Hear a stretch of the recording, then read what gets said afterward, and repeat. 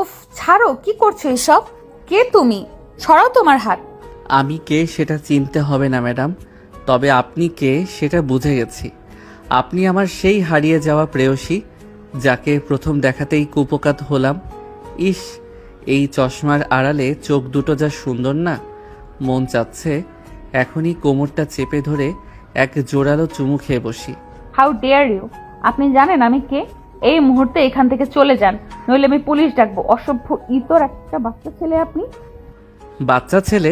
ওরে বাবা, এই বাচ্চা ছেলে কিন্তু আপনার রাতের ঘুম কেড়ে নেবে ম্যাডাম। আর পুলিশ ডাকেন না, পুলিশ এসে দেখবে এক সুদর্শন যুবক তার সুন্দরী প্রতিবেশীকে প্রেমের কবিতা শোনাচ্ছে, ওনারাও হয়তো তালি দেবেন। জাস্ট গেট আউট, আমার চোখের সামনে আর কোনোদিন আসবেন না। এতক্ষণ কথা হচ্ছিল আমাদের গল্পের হিরো জুনিয়র ফারহান আর সিনিয়র ডিভোর্সি কলেজ ম্যাডাম শারমিনের সাথে। শুরু থেকে বলি, ঢাকার বনানীর এক অভিজাত অ্যাপার্টমেন্ট। বিকালবেলা শারমিন নিজের বারান্দায় দাঁড়িয়ে কফি খাচ্ছিলেন। পরনে একটা হালকা গ্রে কালারের শাড়ি, চোখে চশমা। ৩২ বছর বয়সী শারমিন এখন সফল ইন্টেরিয়ার ডিজাইনার আর একই সাথে নামী একটি কলেজের আর্কিটেকচার বিভাগের লেকচারার। ৩ বছর আগের এক তিক্ত ডিভোর্স তাকে পাথর বানিয়ে দিয়েছে। তিনি একা থাকতে ভালোবাসেন, পুরুষের ছায়া অবধি ওনার বিরক্তির কারণ। ঠিক তখনই পাশের ফ্ল্যাটে গান বাজনার শব্দ শোনা গেল। কেউ একজন গিটার বাজাচ্ছে আর খুব দরদ দিয়ে গাইছে। প্রথম দেখায় কেন মনটা দিলে কেড়ে? শারমিনের ভ্রু কুঁচকে গেল। বিরক্তি নিয়ে তিনি ছাদে গেলেন একটু বাতাসের খোঁজে, কিন্তু সেখানে গিয়ে যা দেখলেন তাতে ওনার রাগে রক্ত টকবক করে উঠল। ফারহান ছাদের উপর প্যান্টের পকেটে হাত দিয়ে দাঁড়িয়ে আছে। বয়স ২১-২২ হবে। ভার্সিটির 3rd ইয়ারের ছাত্র। চুলে একটু স্পাইক করা, চোখে এক রাশ চপলতা। সে শারমিনকে দেখেই মুচকি হাসলো। এক্সকিউজ মি, আপনি কে? আর এই সময় এত জোরে মিউজিক বাজাচ্ছেন কেন? এটা কি কোনো পাবলিক পার্ক? ফারহান শারমিনের খুব কাছে এগিয়ে এসে চোখে সরাসরি চোখ রেখে বলে, আসসালামু আলাইকুম সুন্দরী তমা, আমি ফারহান। আপনাদের পাশের ফ্ল্যাটে আজই শিফট করেছি। মিউজিক তো আমার হার্টবিট, ওটা জোরেই বাজে। আর আপনি আপনি কি এই ফ্ল্যাটের ডন, নাকি পাড়ার সব ছেলেদের ক্রাশ? Mind your language. আমি শারমিন চৌধুরী, আপনার বয়সে অনেক বড় হব, আর আমি এই কলেজের টিচার। আদব কায়দা শেখেননি? ফারহান হঠাৎ এক ঝটকায় শারমিনের খুব কাছে চলে এলো। শারমিন পেছাতে গিয়ে ছাদের রেলিংয়ে পিঠ ঠেকে গেল। ফারহান 2 হাত দিয়ে রেলিং ধরে শারমিনকে মাঝখানে আটকে ফেললো। তারপর তার সাথে ফ্ল্যাটিং শুরু করলো। শারমিন আহত কণ্ঠে কথা বদলে থাকলো।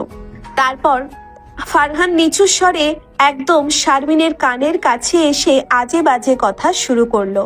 শারমিন প্রচন্ড জোরে ফারহানকে ধাক্কা দিয়ে সরিয়ে দিল। ওনার হাত কাঁপছে রাগে। ফারহান একদম শান্তভাবে হাসলো। শারমিন চোখে আগুন নিয়ে তাকে ছাদ থেকে চলে যেতে বলল, কিন্তু সে গেল না। তখন শারমিন নিজেই হনহন করে ছাদ থেকে নেমে এলেন। ওনার বুক ধড়পড় করছে। এত বড় স্পর্ধা এই ছেলের! ওনার মতো একজন গম্ভীর মানুষকে এভাবে হ্যারাস করার সাহস পেল কোথায়? ওদিকে ফারহান ছাদে দাঁড়িয়ে চিকু রিক্সাওয়ালার মতো এক শীষ দিয়ে বলল, ম্যাডাম, কাল তো আপনার ক্লাসে আমার প্রথম দিন, দেখা হবে রণাঙ্গনে। কলেজের করিডোর দিয়ে শারমিন হাঁটছেন। ওনার গম্ভীর রূপ দেখে স্টুডেন্টরা ভয়ে তথস্থ। তিনি ক্লাসরুমে ঢুকলেন। হাজিরা খাতা খুলতেই ওনার নজর আটকালো একটা নামে, ফারহান আহমেদ। শারমিন মনে মনে ভাবলেন, একদম সামনে থেকে সরুন। এটা কিন্তু ক্লাস নিতে নিতে হঠাৎ মাঝখানের বেঞ্চ থেকে কেউ একজন হাত তুলল। ফারহান দাঁড়িয়ে মুচকি হাসলো। গুড মর্নিং ম্যাডাম, কাল রাতে ছাদের উপরে দেওয়া আমার অফারটা কি ভেবে দেখেছেন, নাকি আজ ক্লাসের পর আবার ছাদে দেখা হবে? পুরো ক্লাস উত্তেজনায় গুঞ্জন শুরু হলো। বন্ধুরা একে অপরের দিকে তাকাচ্ছে। শারমিন ডেস্কের উপর জোরে চাপ দিয়ে বলল, ফারহান, স্ট্যান্ড আপ। ক্লাসের ভেতরে এইসব ফালতু কথা বলার সাহস আপনাকে কে দিয়েছে? এটা কোনো আড্ডার জায়গা না। আপনি কি জানেন আপনার এই বেয়াদবির জন্য আপনাকে কলেজ থেকে রেস্ট্রিক্টেড করা হতে পারে? ফারহান খুব সাবলীলভাবে এগিয়ে এলো শারমিনের টেবিলের কাছে। শারমিন পিছিয়ে যাওয়ার চেষ্টা করলেন, কিন্তু ফারহান টেবিলের ওপর ভর দিয়ে ওনার খুব কাছে গিয়ে নিচু গলায় বলল, রাস্ট্রিকেট করবেন? করেন, তাহলে তো আপনার বাসার সামনে সারা দিন রাত ধর্ণা দিয়ে বসে থাকবো। তখন তো আর আপনার পালানোর পথ থাকবে না।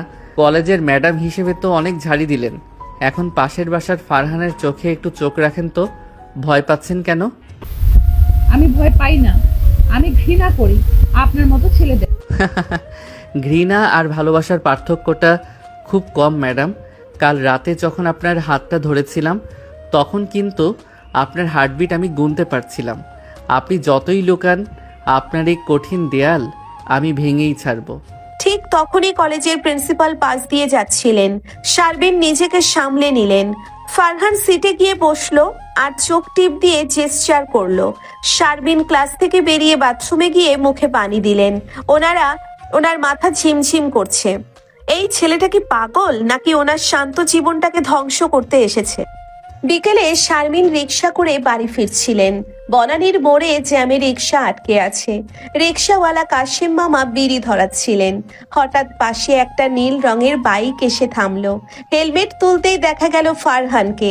ও রিক্সা মামা, এই ম্যাডামকে নামিয়ে দিন, উনি আমার সাথে বাইকে যাবেন। ওনার নাকি রিক্সায় ধুলোবালি লাগছে।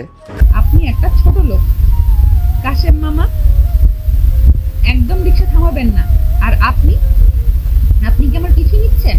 আমি আপনার নামে মামলা করব। মামলা করবেন? ঠিক আছে, মামলার খরচ আমি দেব, কিন্তু এখন বাইকে উঠুন। আব্বা আম্মা তো আপনার বাসায় আমাদের সাথে ডিনার করতে যাওয়ার জন্য রেডি হচ্ছে। পাশের বাসার নতুন প্রতিবেশীর সাথে খাতির তো করতে হবে, তাই না ম্যাডাম? হোয়াট? তোমার বাবা মা আমার বাসায় যাচ্ছে? দাদুকেও সাথে দিচ্ছে। দাদু তো আপনার ছবি দেখে বলেছে ফারহান নাচবও তো মাশাল্লাহ। সো এখনই প্র্যাকটিস শুরু করে দিন ম্যাডাম। শারমিন কপালে হাত দিয়ে রিকশায় বসে রইলেন।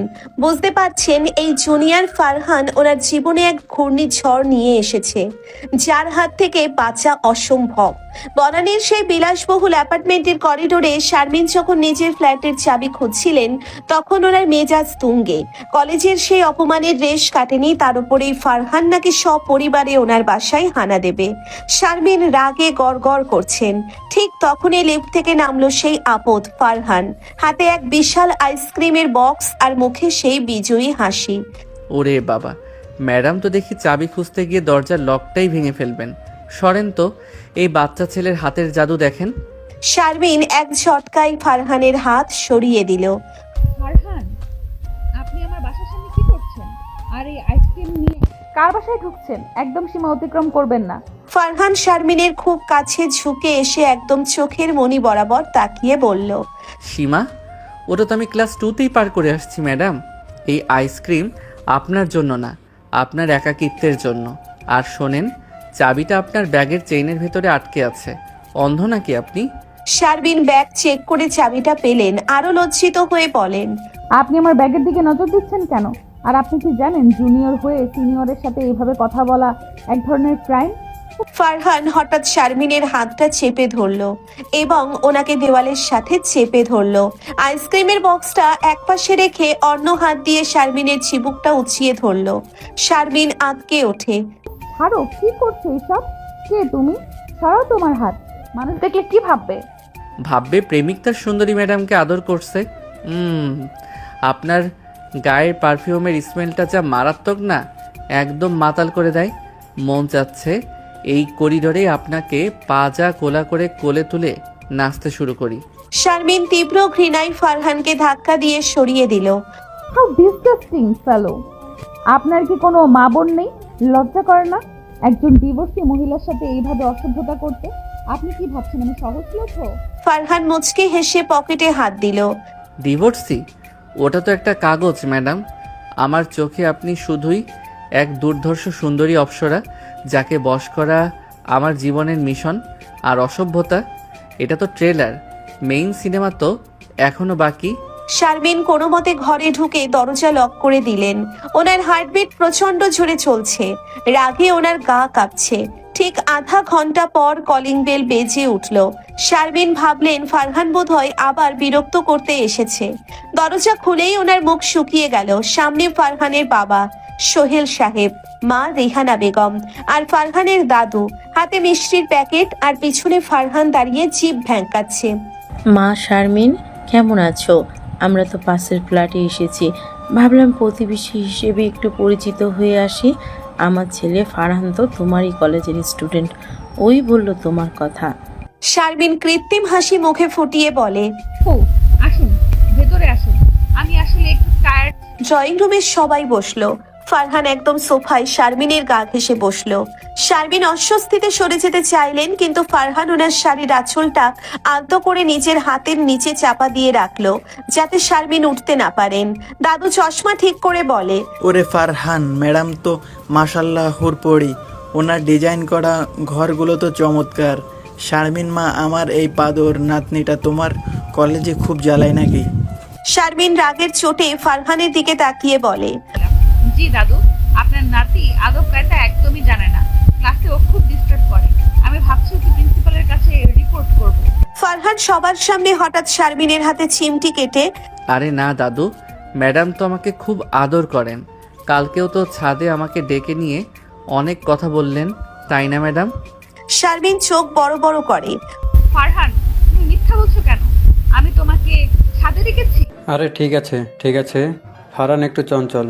শারমিন মা, তুমি কিছু মনে করো না, ও তোমাকে বোন বা ম্যাডাম হিসেবে খুব শ্রদ্ধা করে। ফারহান বিড়বিড় করে শারমিনের কানে। শ্রদ্ধা? ধুর, শ্রদ্ধা করার জন্য তো হুজুর আছে। আমি তো আপনাকে জয় করতে আসছি সুন্দরী। নাস্তা খাওয়ার সময় জঘন্য কাণ্ড ঘটলো। ফারহান টেবিলের নিচ দিয়ে নিজের পা দিয়ে শারমিনের পায়ে সুরসুরি দিতে শুরু করলো। শারমিন গরম চা হাতে নিয়ে বসেছিলেন, ওনার পা সরানোর জায়গা নেই। ওনার মুখে এখন কালবৈশাখী ঝড় বইছে। ফারহান, তোমার পা সরাও, আমি শুধু এখন সবার সামনে চিৎকার করব। ফারহান একদম স্বাভাবিক মুখে মিষ্টি চিবোতে চিবোতে বলে। ম্যাডাম, মিষ্টিটা খুব দারুণ, আপনি একটা মুখে দিন তো। এই যে, আমার হাত থেকেই নিন। ফারহান একটা রসগোল্লা নিয়ে সরাসরি শারমিনের মুখের সামনে ধরলো। শারমিনের বাবা মা, যারা এখন গ্রামে থাকেন কিন্তু ভিডিও কলে ছিলেন, স্ক্রিনে এই দৃশ্য দেখে অবাক হয়ে যান। শারমিন মানসম্মান বাঁচাতে বাধ্য হয়ে ফারহানের হাত থেকে মিষ্টিটা খেলেন। ফারহান সুযোগ বুঝে ওনার ঠোঁটের কোণে আঙ্গুল দিয়ে একটু মুছে দিয়ে বলল। মিষ্টির চেয়েও আপনার রাগটা বেশি মিষ্টি। শারমিন রাগে ফেটে পড়ছিলেন। সবাই চলে যাওয়ার পর তিনি ফারহানকে দরজার আড়ালে টেনে নিয়ে গেলেন। আমি কিন্তু এখন সবার সামনে চিৎকার করব। ফারহান, এটাই শেষবার। আমার ফ্যামিলির সামনে বা আমার ফ্ল্যাটে আর কোনো দিন পা রাখবে না। আমি তোমাকে ঘেন্না করি, তোমার মতো নোংরা মানসিকতার ছেলে আমি জীবনে দেখিনি। ফারহান দেওয়ালে হাত রেখে শারমিনকে ঘিরে ফেলল। ঘৃণা করুন ম্যাডাম, আরও ঘৃণা করুন। ঘৃণার আগুন থেকেই তো প্রেমের ফুল ফোটে। কাল কলেজে দেখা হবে, আপনার লাল শাড়িটা পরবেন কিন্তু, আমার খুব প্রিয়। ফারহান শীষ দিতে দিতে নিজের ফ্ল্যাটে ঢুকে গেল। শারমিন সোফায় ধপাস করে বসে পড়লেন। ওনার শান্ত একাকী জীবনে এই জুনিয়র ফারহান এক আতঙ্কের নাম হয়ে দাঁড়িয়েছে। না আছে ভালোবাসা, না আছে মায়া, আছে শুধু ফারহানের জোরপূর্বক রোম্যান্স আর শারমিনের অসহ্য বিরক্তি। সকালের কড়া রোদ বনানীর অ্যাপার্টমেন্টের জানালায় আছড়ে পড়ছে। শারমিন আয়নার সামনে দাঁড়িয়ে নিজের সাজ ঠিক করছেন। কাল রাতের সেই অপমানের কথা মনে পড়লে ওনার গায়ের রক্ত এখনো হিম হয়ে যাচ্ছে। ফারহানের মতো একটা পিচ্ছি ছেলে ওনার পায়ের পাতায় স্পর্শ করার সাহস পায় কোত্থেকে? শারমিন আজ একটা গাঢ় নীল রঙের ফর্মাল কামিজ পরেছেন। চোখে চশমাটা একটু টেনে নিলেন যাতে ওনার গাম্ভীর্য আরো ফুটে ওঠে। মনে মনে শপথ নিলেন আজ কলেজে ফারহান যদি একটা শব্দও করে তবে তাকে সোজা সাসপেন্ড করার ব্যবস্থা করবেন। শারমিন নিজের গাড়ি স্টার্ট দিয়ে কলেজের গেটে পৌঁছতেই দেখলেন একদল স্টুডেন্ট জটলা পাকিয়ে আছে। মাঝখানে দাঁড়িয়ে ফারহান, ওনার হাতে একটা গিটার আর পরনে কলেজের ইউনিফর্ম থাকলেও বোতামগুলো খোলা। শারমিন গাড়ি থেকে নামতেই ফারহান গিটারের তারে একটা ঝংকার তুলল। গুড মর্নিং ডার্লিং ম্যাডাম, আজ নীলপরীর মতো লাগছে আপনাকে। নীল রঙে তো বিষ থাকে, আপনার মনেও কি আজ বিষ জমে আছে আমার জন্য? ফারহান, লিমিট ক্রস করবেন না। স্টুডেন্টদের সামনে এসব কি হচ্ছে? নিজের ক্লাসে যান, নইলে এক্ষুনি আপনাকে গার্ড দিয়ে বের করে দেব। ফারহান গিলটি হাসিতে এক পা এগিয়ে এলো। বের করে দেবেন? ওরে বাবা, ম্যাডামের হুকুম তো শিরোধার্য, কিন্তু আগে এই নীল অপ্সরার একটু প্রশংসা তো করে নেই। ছেলেরা, দেখছিস তো, আমাদের ম্যাডাম যদি একবার হাসেন তবে পুরো কলেজের রেজাল্ট গোল্ডেন A+ হয়ে যাবে। ফারহান গিলটি হাসিতে এক পা এগিয়ে এলো। আশেপাশের স্টুডেন্টরা ফিসফিস করে হাসতে লাগলো। শারমিন অপমানে নীল হয়ে দ্রুত নিজের চেম্বারের দিকে হাঁটতে লাগলেন। ওনার পিছু পিছু ফারহানও করিডোরে ঢুকে পড়ল। করিডোরটা তখন একদম ফাঁকা। শারমিন নিজের রুমের দরজায় চাবি দিতেই ফারহান পেছন থেকে ওনার কোমরে হাত দিয়ে একদম দেওয়ালের সাথে চেপে ধরলো। উফ, ছাড়ো, কি করছো এসব? কে তুমি? সরাও তোমার হাত। ক্লাসের ভেতরে কি তোমার লজ্জা নেই? কেউ দেখে ফেললে আমার সম্মান কোথায় থাকবে? ফারহান শারমিনের কানের লতিতে ঠান্ডা নিঃশ্বাস ফেলে বলে, সম্মান? ওটা তো আপনার গাম্ভীর্যের আড়ালে চাপা পড়ে আছে। আমি তো আপনার ভেতরের সেই মানবীকে খুঁজছি যে 3 বছর ধরে পাথর হয়ে আছে। সরাবো না হাত, বরং মন চাচ্ছে এই নরম কোমরটা জড়িয়ে ধরে আপনাকে কলেজের ছাদের দিকে নিয়ে যাই। কি যাবেন নাকি আমার সাথে মেঘের দেশে? শারমিন তীব্র ঘৃণায় ফারহানের হাত সরিয়ে দিয়ে এক চর বসিয়ে দিলেন ওর গালে। স্টপ ইট, আপনি একটা জানোয়ার। আপনার মতো জুনিয়র স্টুডেন্ট আমার পায়ের যোগ্যও না। আমার ডিভোর্স হয়েছে বলে কি আপনি ভাবছেন আমি আপনার কামনার বস্তু? গেট আউট, আমার চোখের সামনে থেকে এখনই দূর হন। ফারহান গালে হাত দিয়ে কিছুক্ষণ স্তব্ধ হয়ে তাকিয়ে রইল। তারপর এক পৈশাচিক হাসি দিয়ে ওনার লাল হয়ে যাওয়া গালটা নিজেই ঘষলো। ওর চোখে কোনো অপরাধ বোধ নেই, বরং এক ধরনের জেদ কাজ করছে। চটটা বেশ জোরেই লেগেছে ম্যাডাম, কিন্তু এই ব্যথাই আমাকে আরও পাগল করে দিচ্ছে। ঘৃণা যত বেশি হবে আদরের তীব্রতাও তত বাড়বে। মনে রাখবেন শারমিন, আপনি আমার শিকার। আজ লাঞ্চ ব্রেকের সময় ক্যান্টিনে আপনার জন্য একটা সারপ্রাইজ আছে, মিস করবেন না যেন। শারমিন নিজের রুমে ঢুকে দরজা লক করে কাঁপতে লাগলেন। ওনার কান্না পাচ্ছে না, বরং এক ধরনের বিতৃষ্ণা হচ্ছে নিজের ওপর। কেন তিনি এই আপদকে থামাতে পারছেন না? কিছুক্ষণ পর ওনার বান্ধবী এবং সহকর্মী তন্নি ম্যাডাম ওকে রুমে ঢুকলেন। তন্নি শারমিনের ফ্যাকাশে মুখ দেখে অবাক হলেন। কি রে শারমিন, তোর কি শরীর খারাপ? আর ওই ফারহান ছেলেটা তোকে নিয়ে ক্যান্টিনে কি সব বলছে শুনলাম। সবাই তো হাসাহাসি করছে। তন্নি, এই ছেলেটা একটা সাইকো। ও আমাকে প্রতিটা মুহূর্তে টর্চার করছে। আমি বুঝতে পারছি না ওকে কিভাবে হ্যান্ডেল করব। ও আমাকে সবার সামনে অপমান করছে। তন্নি একটু রহস্যময় হেসে বলে, অপমান নাকি অন্য কিছু? শোন, ছেলেটা কিন্তু দেখতে জবরদস্ত, আর বয়সের পার্থক্য তো এখনকার যুগে কোনো ব্যাপার না। তুই কি একটু বেশি সিরিয়াসলি নিচ্ছিস? তুমি ওর পক্ষ নিচ্ছ? ও আমার স্টুডেন্ট তন্নি, আর ও ছোট লোক। ও জানে না কিভাবে একজন মহিলার সাথে কথা বলতে হয়। আমি আজই প্রিন্সিপালকে লিখিত অভিযোগ দেব। লাঞ্চ ব্রেকের ঘন্টা পড়লো। শারমিন ইচ্ছে করেই ক্যান্টিনের দিকে যাচ্ছিলেন না, কিন্তু তন্নি ওনাকে জোর করে নিয়ে গেল। ক্যান্টিনে ঢুকতেই দেখলেন সব টেবিল সাজানো, মাঝখানের বড় টেবিলটা খালি রাখা হয়েছে। শারমিন বসতেই ফারহান একটা মাইক্রোফোন হাতে মঞ্চের মতো জায়গায় উঠে দাঁড়ালো। Attention please. আজ আমাদের মাঝে উপস্থিত আছেন আমাদের সবথেকে কঠোর এবং সবথেকে সুন্দরী লেকচারার শারমিন ম্যাডাম। ওনাকে একটা ট্রিট দেওয়া আমার দায়িত্ব। রিক্সা মামা, নিয়ে আসুন মাল সামান। সবাই অবাক হয়ে দেখলো কলেজের গেটের রিক্সাওয়ালা কাশিম মামা এক বিশাল তোড়া লাল গোলাপ নিয়ে ক্যান্টিনে ঢুকছে। ফারহান সেই ফুলগুলো নিয়ে শারমিনের টেবিলের সামনে এলো। সে হাঁটু গেড়ে শারমিনের সামনে বসে পড়ল, সবার সামনে। ম্যাডাম, আপনার নীল রঙের সাথে এই লাল গোলাপগুলো একদম মানাবে না, কিন্তু আমার হৃদয় রক্ত দিয়ে রাঙানো এই ভালোবাসা আপনাকে গ্রহণ করতেই হবে। আপনি যতই ঘৃণা করুন, আমি আপনার ছায়া হয়ে থাকব। এই নিন ফুল, সবার সামনে স্বীকার করুন যে আপনি আমাকে একটু হলেও ঘৃণা করতে ভয় পান। শারমিন উঠে দাঁড়িয়ে ডাকে চিৎকার করে, Farhan, this is too much. আপনি কি ভাবছেন এটা কোনো সিনেমা? কাশেম মামা, এই ফুল ডাস্টবিনে ফেলে দিন। আর ফারহান, আপনি এক্ষুনি আমার রুমের সামনে আসবেন।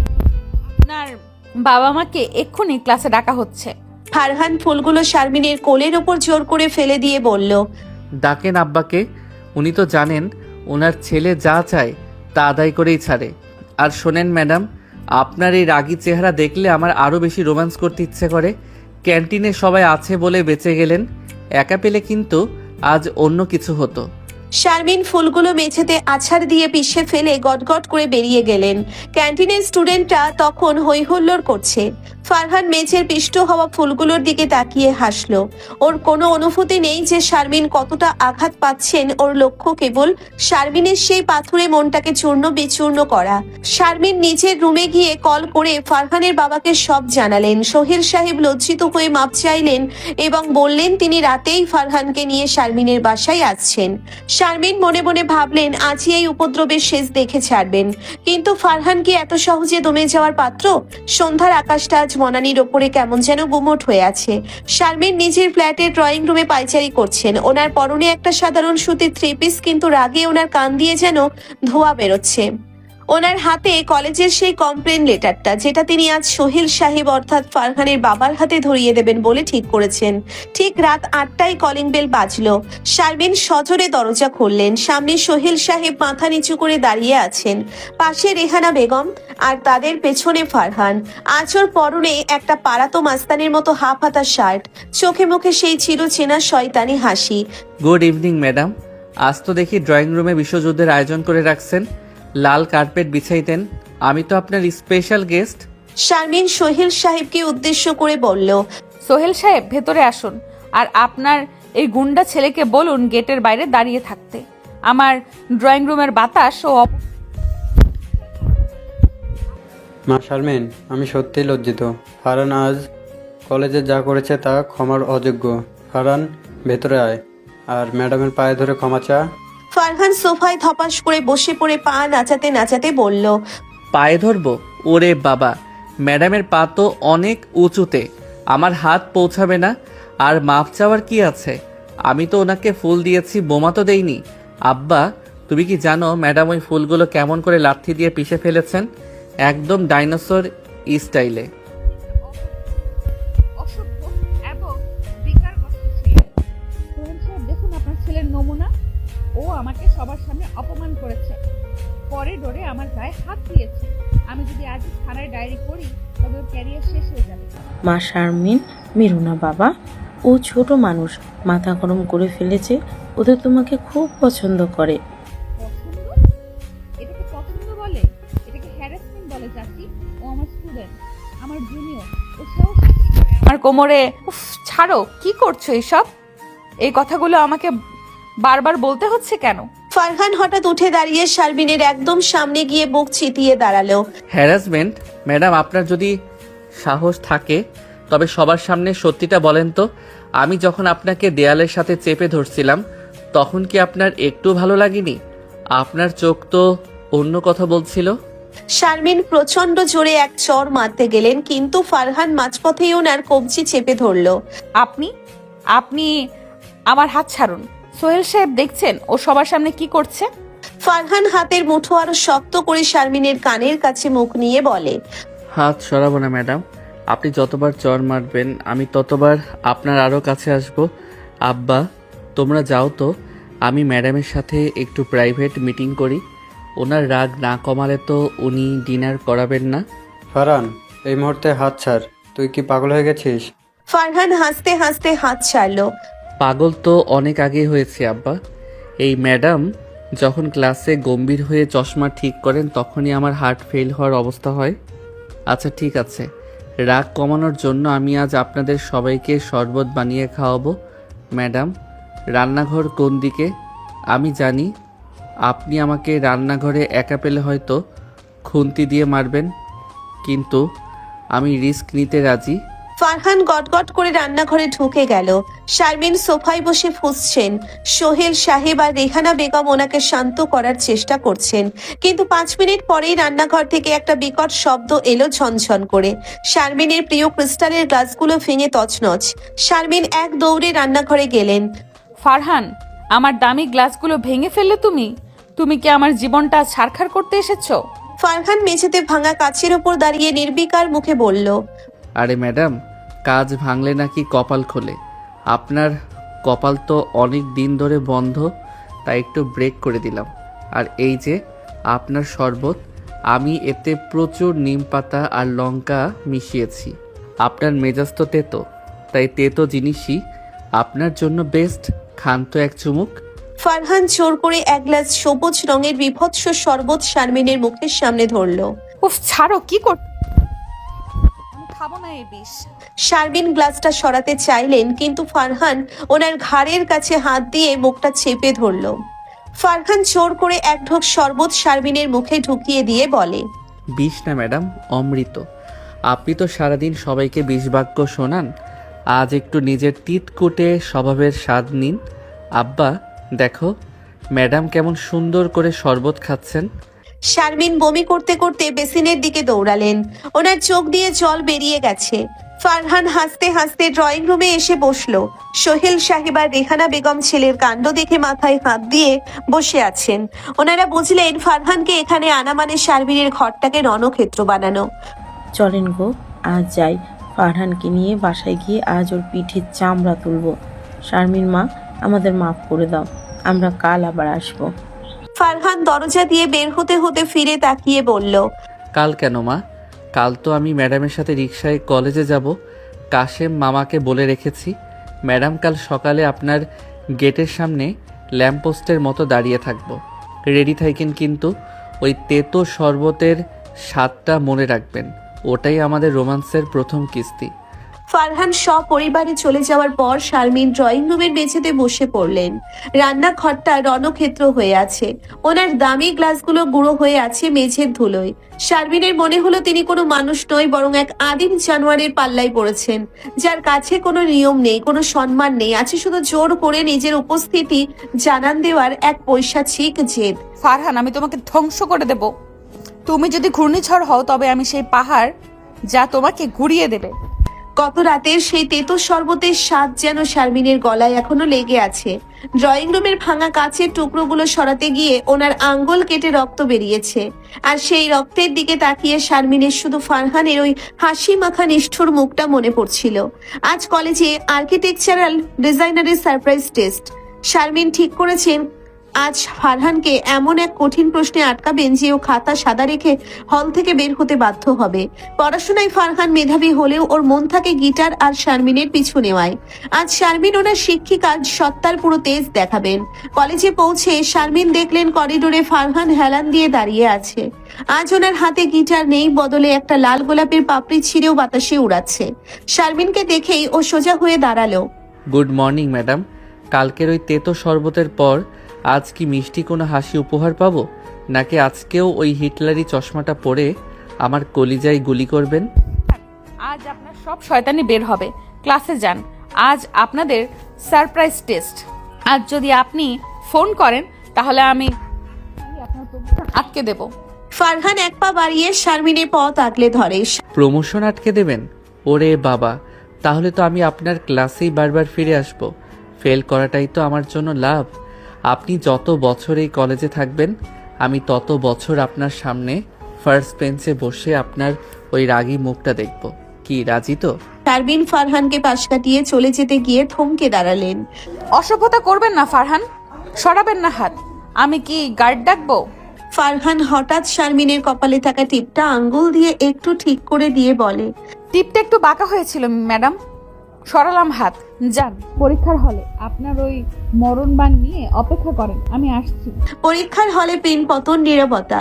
শারমিন গম্ভীর মুখে গার্ড দিচ্ছেন। ফারহান মাঝখানের সারিতে বসে খাতার উপর পেন ঘষছে না, বরং ও এক দৃষ্টিতে শারমিনের দিকে তাকিয়ে আছে। শারমিন যতবার ওনার দিকে তাকাচ্ছেন ফারহান ততবার একটা চোখের ইশারা করছেন। শারমিন বিরক্ত হয়ে ওনার টেবিলের কাছে গিয়ে দাঁড়ালেন। ফারহান, খাতায় কিছু লিখছেন না কেন? সবার না আপনার খাতা, আমি কি আপনাকে হল থেকে বের করে দেব? ফারহান নিচু স্বরে, যাতে অন্য কেউ না শুনে বলে, লিখছি তো ম্যাডাম, তবে ডিজাইনের বদলে আপনার চোখের মনির ব্যাসার্ধ মাপছি।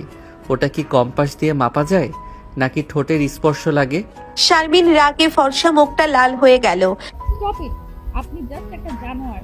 লিখুন, নইলে এক্ষুনি খাতা কেড়ে নেব। আজব, লিখলে লিখবো, না লিখলে নাই। আপনি তার জন্য এমন করতে পারেন না।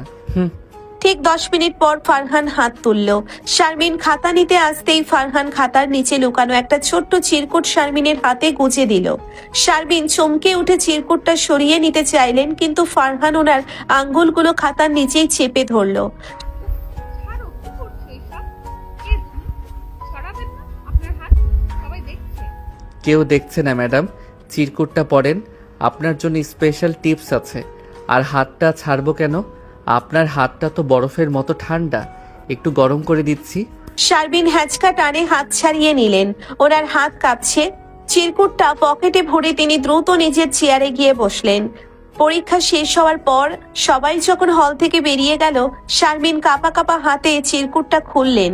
তাতে লেখা, ম্যাডাম, আজ বিকেলে রিক্সা করে বাড়ি ফিরবেন না? আমি আপনার গেটে অপেক্ষা করব। যদি না আসেন তবে আমি মাঝ রাস্তায় বাইক থামিয়ে এমন হাঙ্গামা করব যে কালকের খবরের কাগজে আপনার ছবি উঠবে। ইতি, আপনার আজীবনের চম, ফারহান। বিকেলে আকাশ ভেঙে বৃষ্টি নামলো। শারমিন চাইলেন গাড়ি নিয়ে দ্রুত বেরিয়ে যেতে, কিন্তু গেটের কাছে যেতেই দেখলেন ফারহান ওনার বাইক নিয়ে দাঁড়িয়ে আছে। বৃষ্টিতে ও ভিজে এক শার্টটা গায়ের সাথে লেপ্টে আছে। শারমিন গাড়ি থামাতে বাধ্য হলেন। জানালা নামিয়ে বললেন, ফারহান, আপনি পাগল হয়ে গেছেন? এই বৃষ্টির মধ্যে কেন দাঁড়িয়ে আছেন? বাড়ি যান। ফারহান বাইক থেকে নেমে সরাসরি শারমিনের গাড়ির দরজা খুলে ভেতরে ঢুকে পড়ল। একা যেতে পারবো না ম্যাডাম। বৃষ্টির দিনে ড্রাইভ করতে আমার খুব ভালো লাগে। আপনি বরং পেছনের সিটে গিয়ে বসেন, আমি ড্রাইভ করি। ফারহান, বের হন আমার গাড়ি থেকে। আপনি আমার প্রাইভেসি নষ্ট করছেন। আমি পুলিশ ডাকবো। ফারহান হঠাৎ গাড়ির ভেতরে ঢুকেই গাড়িটা চালাতে শুরু করলো। শারমিন চিৎকার করলেও থামলো না। এরপর একটা জঙ্গলের কাছে গিয়ে গাড়ি থামালো, আর এরপর আলো নিভিয়ে শারমিনের খুব কাছে চলে এলো। বৃষ্টির ছাট ওনার চুলে লেগে আছে। ও শারমিনের দুই কাঁধ শক্ত করে ধরলো। উফ, ছাড়ো, কি করছো এসব? সরাবেন না হাত, আমার দম বন্ধ হয়ে আসছে। আপনার দম বন্ধ হয়ে আসছে? আর আমার যে বুক ফেটে যাচ্ছে আপনাকে এই গম্ভীর আবরণে বন্দি থাকতে দেখে। 3 বছর ধরে আপনি কারো স্পর্শ পাননি বলে কি আপনি পাথর হয়ে গেছেন? আজ এই বৃষ্টির রাতে আপনার এইসব অহংকার আমি ধুয়ে দেব। ফারহান হঠাৎ শারমিনের ঘাড়ের কাছে নিজের মুখটা নিয়ে এলো। শারমিন সর্বশক্তি দিয়ে ওকে ধাক্কা দেওয়ার চেষ্টা করলেন, কিন্তু ফারহানের শরীরের শক্তির কাছে তিনি অসহায়। ফারহান ওনার কানে আলতো করে কামড় দিল।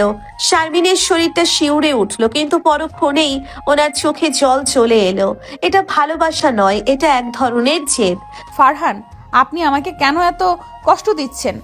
আমি আপনার কি ক্ষতি করেছি? আমি তো শুধু শান্তিতে থাকতে চেয়েছি।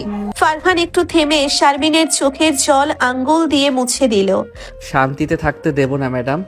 অশান্তি জীবনের আসল নাম। আপনি ঘৃণা করেন আমাকে, করেন, কিন্তু আজ আপনাকে আমার সাথে রিকশায় ভিজতে হবে। এই গাড়ি এখানে পড়ে থাকুক। ফারহান জোর করে শারমিনকে গাড়ি থেকে বের করে আনলো। রিক্সা মামা কাশিম আগে থেকেই দাঁড়িয়ে ছিল। ফারহান শারমিনকে রিক্সায় বসিয়ে ওনার ওপরে একটা বিশাল ছাতা ধরলো। বৃষ্টি পড়ছে অঝরে। শারমিন রিক্সার এক কোণে গুটিসুটি মেরে বসে আছেন। ওনার শরীর কাঁপছে। ফারহান ওনার কাঁধে হাত রেখে ওনাকে নিজের দিকে টেনে আনলো। রিক্সা মামা, জোরে চালান। ম্যাডামকে আজ পুরো বনানী শহর ভেজাতে হবে। ম্যাডাম, আপনার চশমাটা ভিজে গেছে, খুলে ফেলুন তো। আজ অন্ধ হয়ে আমার এই অসভ্যতা অনুভব করুন। শারমিন চশমাটা খুলে হাতে নিলেন। ওনার চোখে ঝাপসা অন্ধকার। রিক্সার চাকায় কাদার ছাট লাগছে ওনার দামি শাড়িতে। ফারহান ওনার কানের কাছে গুনগুন করে গান গাইছে। শারমিন বুঝতে পারছেন এই জুনিয়র ছেলেটা ওনার জীবনের সব নিয়ম কানুন ভেঙে তছনছ করে দিচ্ছে। না আছে মুক্তি, না আছে নিস্তার। ফারহানের এই জোরপূর্বক রোম্যান্স এখন ওনার গলার কাটা হয়ে দাঁড়িয়েছে। বৃষ্টির সেই ভেজা রাত শারমিনের শরীরে বিশ্বের মতো কাজ করলো। সারা রাত রিক্সায় ভেজা আর ফারহানের সেই উন্মত্ত আচরণের ধকল সইতে পারল না ওনার শরীর। ভোরের আলো ফুটতেই শারমিন অনুভব করলেন ওনার কপাল আগুনের মতো পুড়ছে। অসহ্য মাথা ব্যথা আর জ্বরের ঘোরে তিনি বিছানায় এপাশ ওপাশ করছেন। বনানীর এই আলিশান ফ্ল্যাটে তিনি একদম একা। কাজের মেয়েটা আসেনি, আর ড্রয়িং রুমে এখনো পড়ে আছে সেই ভাঙা কাচের টুকরোগুলো, ফারহানের তাণ্ডবের স্মৃতি। শারমিন কাঁপা কাঁপা হাতে ফোনটা নিতে চাইলেন কাউকে ডাকার জন্য, কিন্তু ঠিক তখনই কলিং বেল বাজার কর্কশ শব্দ শোনা গেল। একবার, দুইবার, তিনবার, তারপর হঠাৎ নিস্তব্ধতা। শারমিন তা ভাবলেন হয়তো হয়তো কেউ চলে গেছে, কিন্তু মিনিট দুয়েক পরেই ওনার বেডরুমের দরজা খোলার শব্দ হলো। শারমিন চোখ মেলে ঝাপসা দৃষ্টিতে দেখলেন ফারহান। ওনার হাতে একটা চাবির তোড়া আর একটা বড় টিফিন ক্যারিয়ার। ফারহান, আপনি আপনি এখানে কি করছেন? আপনি এখানে কিভাবে? আমার বাসার ডুপ্লিকেট চাবি আপনি কই পেলেন? বের হন এক্ষুনি। ডুপ্লিকেট চাবি? ওটা তো আপনার ব্যাগের পকেট থেকে সরিয়েছিলাম কাল রিকশায় ঘোরার সময়। আপনি তো তখন রাগে আর জ্বরে কাঁপছিলেন, খেয়ালও করেননি। আর বের হব এই অবস্থায় আপনাকে ফেলে গেলে তো যমদূত এসে আপনার সাথে ডেট করবে, ওটা আমি হতে দেব না। শারমিন জোর করে উঠে বসতে চাইলেন, কিন্তু মাথা ঘুরে পড়ে গেলেন। ফারহান এক ঝটকায় ওনাকে দুই হাত দিয়ে জড়িয়ে ধরে বুকের সাথে চেপে ধরলো। উফ, ছাড়ো, কি করছো এসব? সরাও তোমার হাত, আমার শরীর খুব খারাপ, আমাকে একা থাকতে দাও। তুমি কি আমাকে এই অবস্থায় রেহাই দেবে না? ফারহান শারমিনের তপ্ত কপালে নিজের হাত রাখলো। ওর স্পর্শে শারমিন শিউরে উঠলেন। রেহাই? ওটা আমার ডিকশনারিতে নেই ম্যাডাম। উফ, আপনার শরীর তো একদম তন্দুরি চিকেনের মতো পুড়ছে। হাত সরাবো না, বরং এই জ্বরের ঘোরে আপনাকে আমার সেবার অত্যাচারে অতিষ্ঠ করে তুলব। চুপচাপ শুয়ে থাকুন, নইলে কিন্তু আজ জবরদস্তি করে ওষুধ খাইয়ে দেব। ফারহান রান্নাঘরে গিয়ে পানি আনলো। ও একটা তোয়ালে ভিজিয়ে শারমিনের কপালে জলপট্টি দিতে শুরু করলো।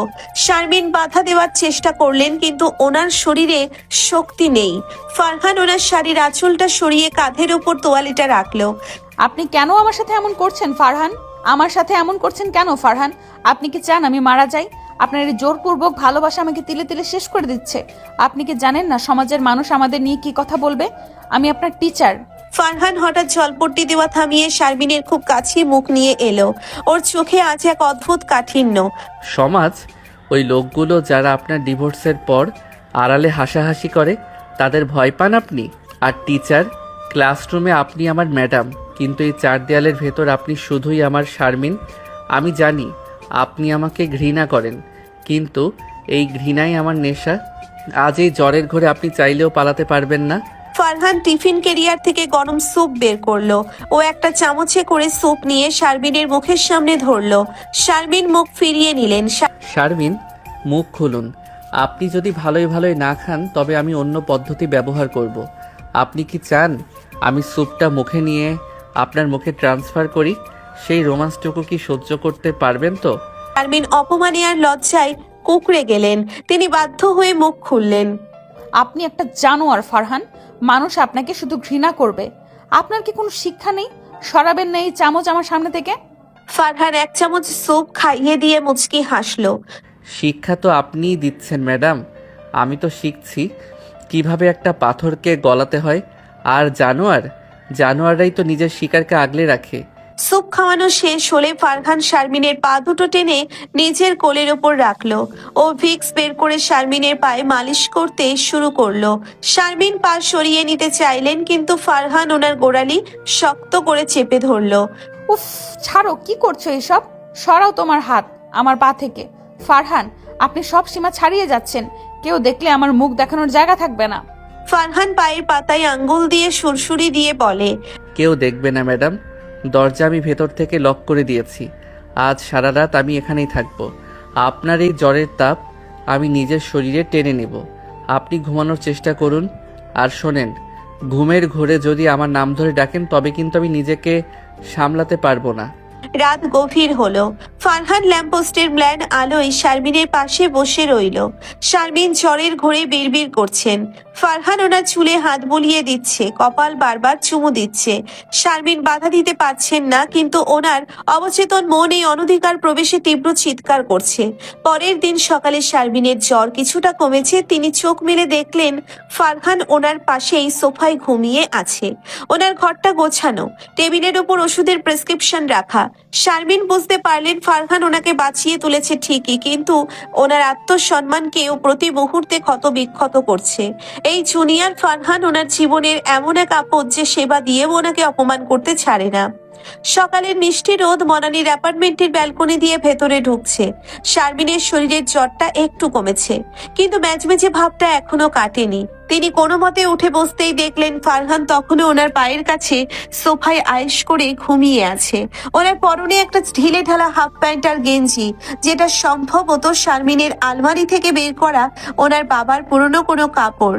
শারমিন রাগে ফেটে পড়লেন। এই ছেলেটার স্পর্ধা দিন দিন আকাশ চুম্বি হচ্ছে। ফারহান উঠুন। আপনি এখনো আমার বেডরুমে কি করছেন? আপনি কি চোর নাকি লম্পট? আমার বাবার কাপড় পরার সাহস আপনি কোথায় পেলেন? ফারহান চোখ ডলতে ডলতে হাই তুলল। ওরে বাবা, ম্যাডামের তো তেজ দেখি জ্বরের চেয়েও বেশি। আরে বাবা, আপনার সেবা করতে গিয়ে আমার নিজের শার্ট তো ঘাম আর সুপে মাখামাখি হয়ে গেছিল, তাই একটু ফ্রেশ হলাম। আপনার পায়ের কাছে ঘুমানো তো আমার আজন্মের স্বাদ। এখন চুপচাপ কফি খান তো, আমি বানিয়ে এনেছি। শারমিন কফির মগটা ধাক্কা দিয়ে সরিয়ে দিতে গিয়ে বলে, উফ, ছাড়ো, কি করছো এসব? সরাও তোমার কফি। আমি তোমার হাতের বিষ খাবো না।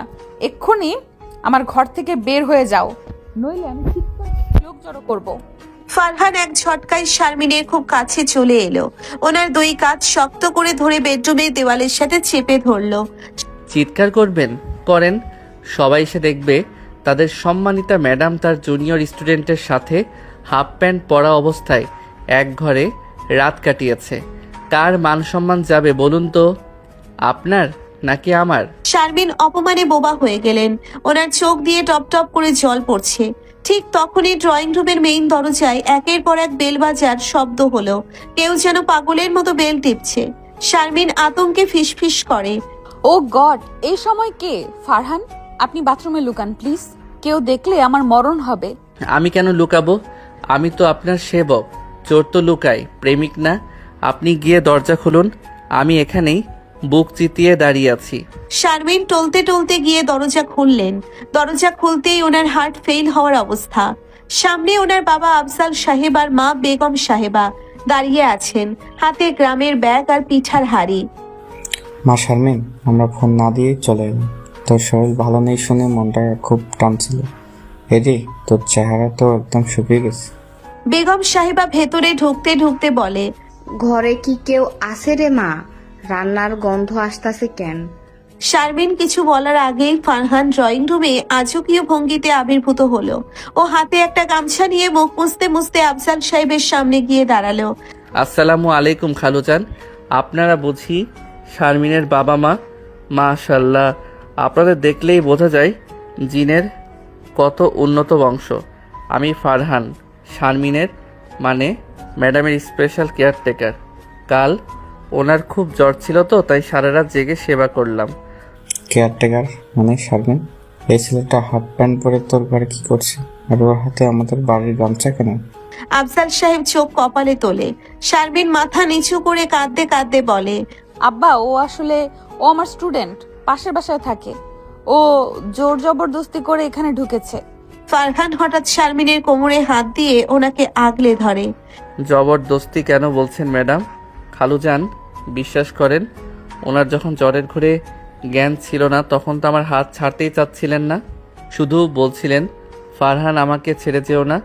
আমি তো মানুষ, তাই মায়ের টানে থেকে গেলাম।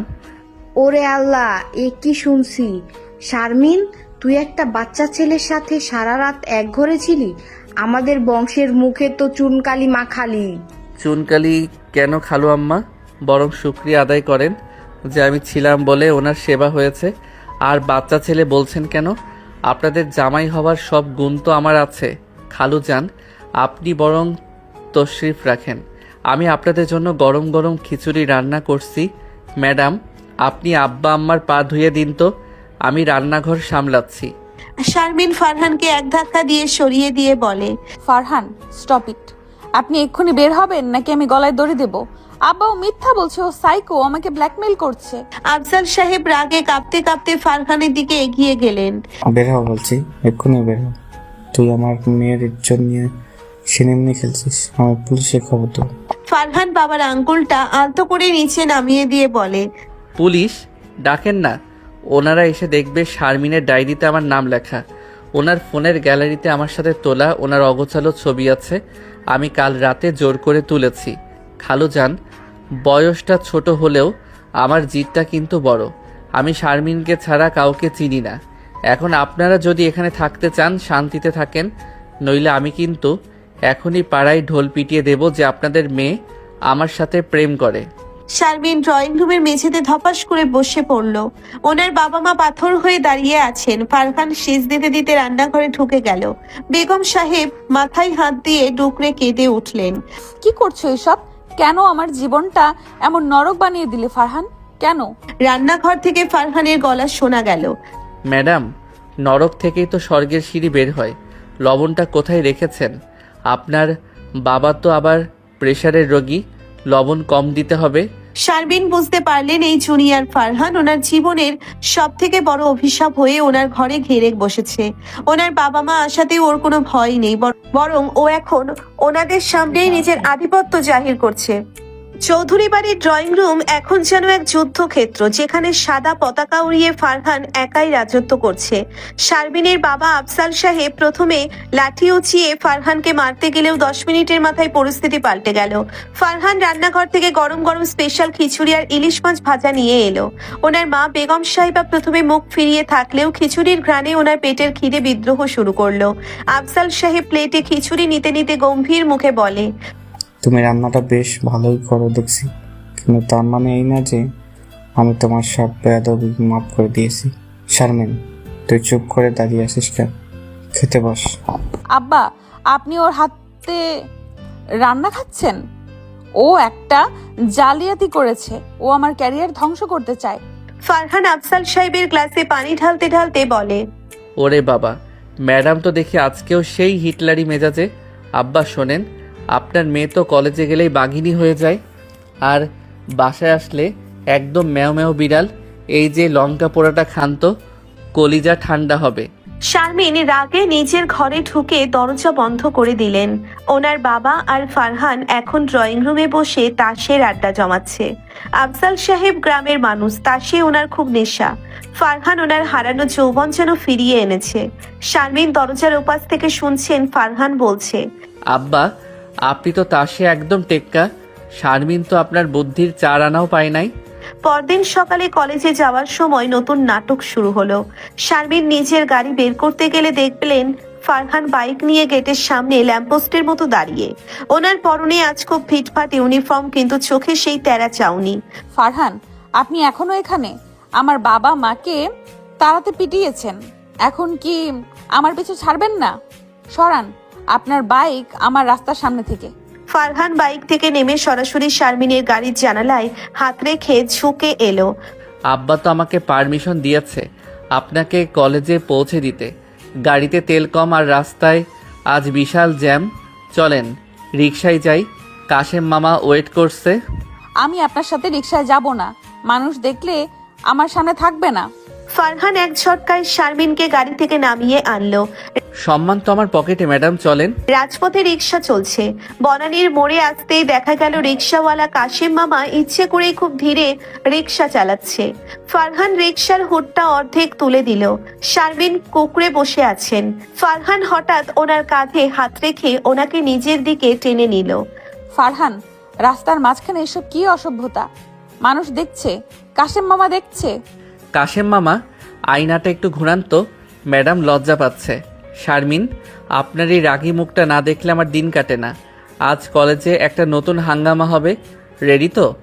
কলেজে পৌঁছতেই দেখা গেল ফারহানের বান্ধবী আর বন্ধুরা গেটে জটলা করে আছে।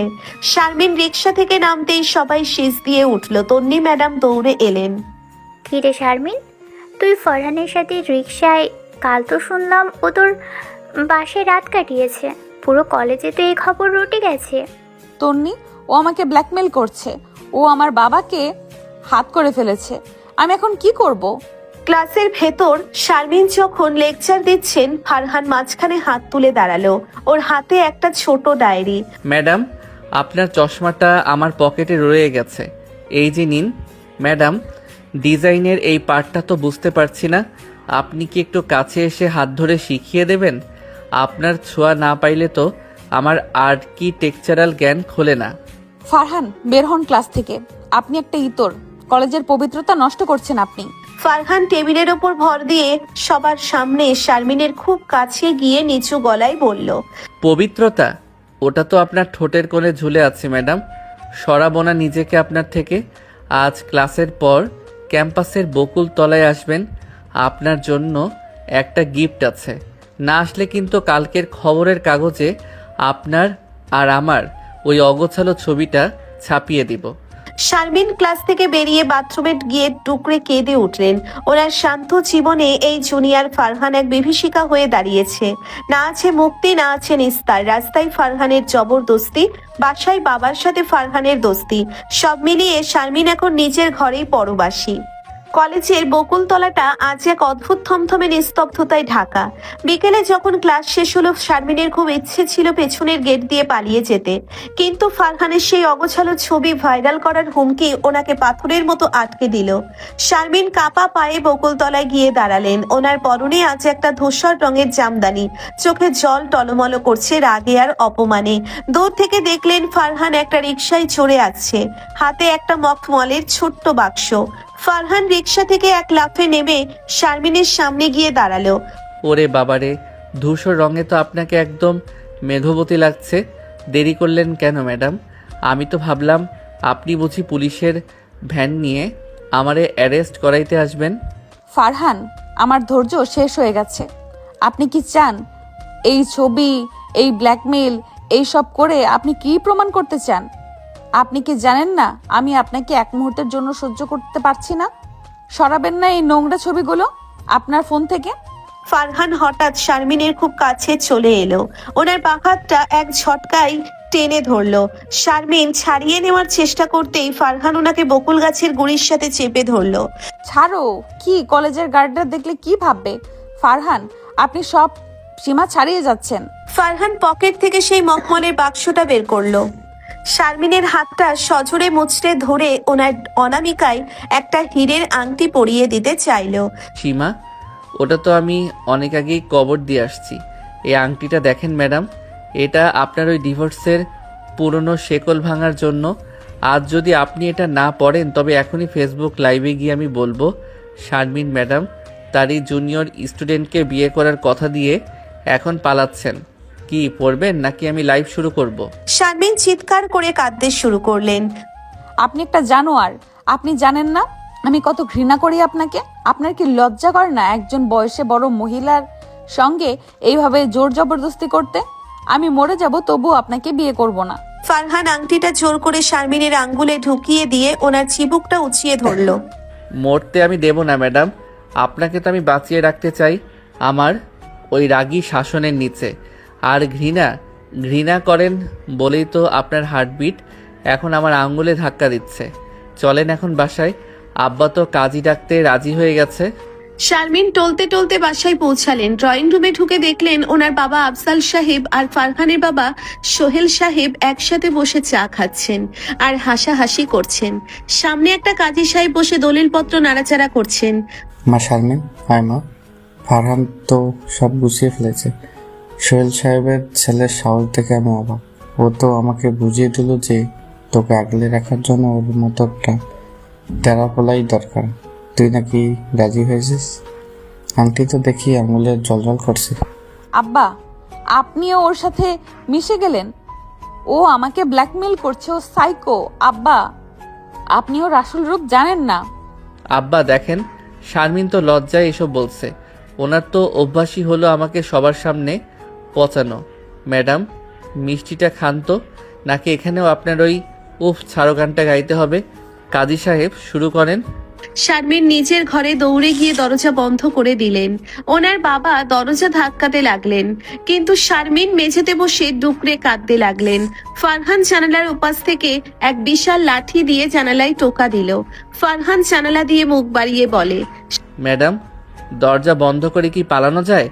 আপনার এই ডিভোর্সি জীবনের অন্ধকার আমি আজ ঘুচিয়ে দেব।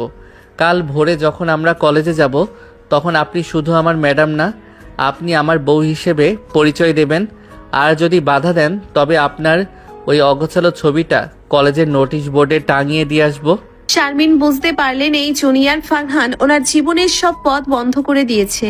রাস্তায় কাশেম মামার রিক্সা, কলেজে তন্নি ম্যাডামের হাসি আর বাসায় বাবার অন্ধ সমর্থন, সবই এখন ফারহানের দখলে। শারমিন আয়নার দিকে তাকিয়ে নিজের আঙ্গুলের আংটিটা দেখলেন। ওনার ইচ্ছে করছে ওটা খুলে জানালা দিয়ে ফেলে দিতে, কিন্তু ফারহানের এই পৈশাচিক জেদি হাসি ওনাকে আষ্টে পৃষ্ঠে বেঁধে ফেলেছে। বিকালবেলা বনানীর সেই অভিজাত অ্যাপার্টমেন্টে আছে এক অদ্ভুত থমথমে পরিবেশ। ড্রয়িং রুমে কাজী সাহেব বসে আছেন। সামনে রাখা হয়েছে লাল মখমলের হাতা।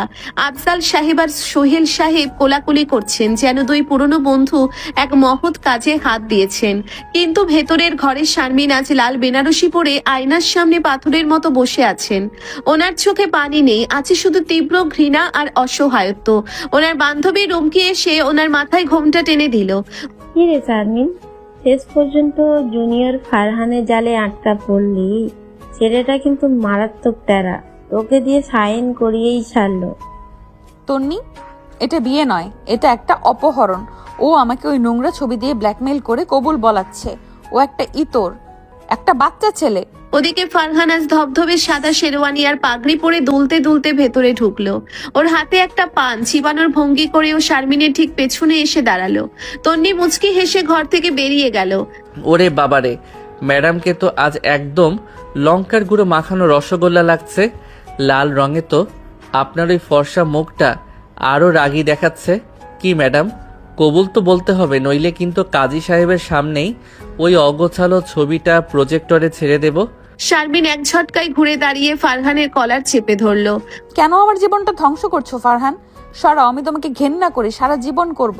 ফারহান শারমিনের হাতটা কলার থেকে সরিয়ে ওর কোমরে এক হ্যাচকা টান দিয়ে নিজের বুকের সাথে মিশিয়ে নিল। ঘৃণাটা একটু জমিয়ে রাখেন ম্যাডাম। শারমিন বাধ্য হয়ে ড্রয়িং রুমে এলেন। কাপা কাপা হাতে সই করলেন কাবিন নামায়। কাজী সাহেব যখন ঘোষণা করলেন আপনারা এখন স্বামী স্ত্রী, তখন ফারহান সবার সামনে শারমিনের কপালে একটা জোরে শব্দ করে চুমু খেলো। শারমিন অপমানে চোখ বন্ধ করে ফেললেন। আফজাল সাহেব খুশিতে ডুকরে উঠলেন, আর শারমিন মনে মনে ভাবলেন, আজ রাতটা তোমার জীবনের সব থেকে বড় নরক হবে ফারহান। রাত তখন 12টা। শারমিনের বেডরুমটা আজ ফুলে ফুলে সাজানো। গোলাপ আর রজনীগন্ধার গন্ধে ঘরটা মো মো করছে। শারমিন বিছানায় বসে নেই, বরং তিনি ঘরের এক কোণে একটা মস্ত বড় ঝাড়ু হাতে নিয়ে দাঁড়িয়ে আছেন। ওনার গয়নাগুলো খুলে ড্রয়ারে ছুঁড়ে ফেলেছেন। দরজা খোলার শব্দ হতেই শারমিন পজিশন নিলেন। ফারহান দরজা লক করে শীষ দিতে দিতে ভেতরে ঢুকলো।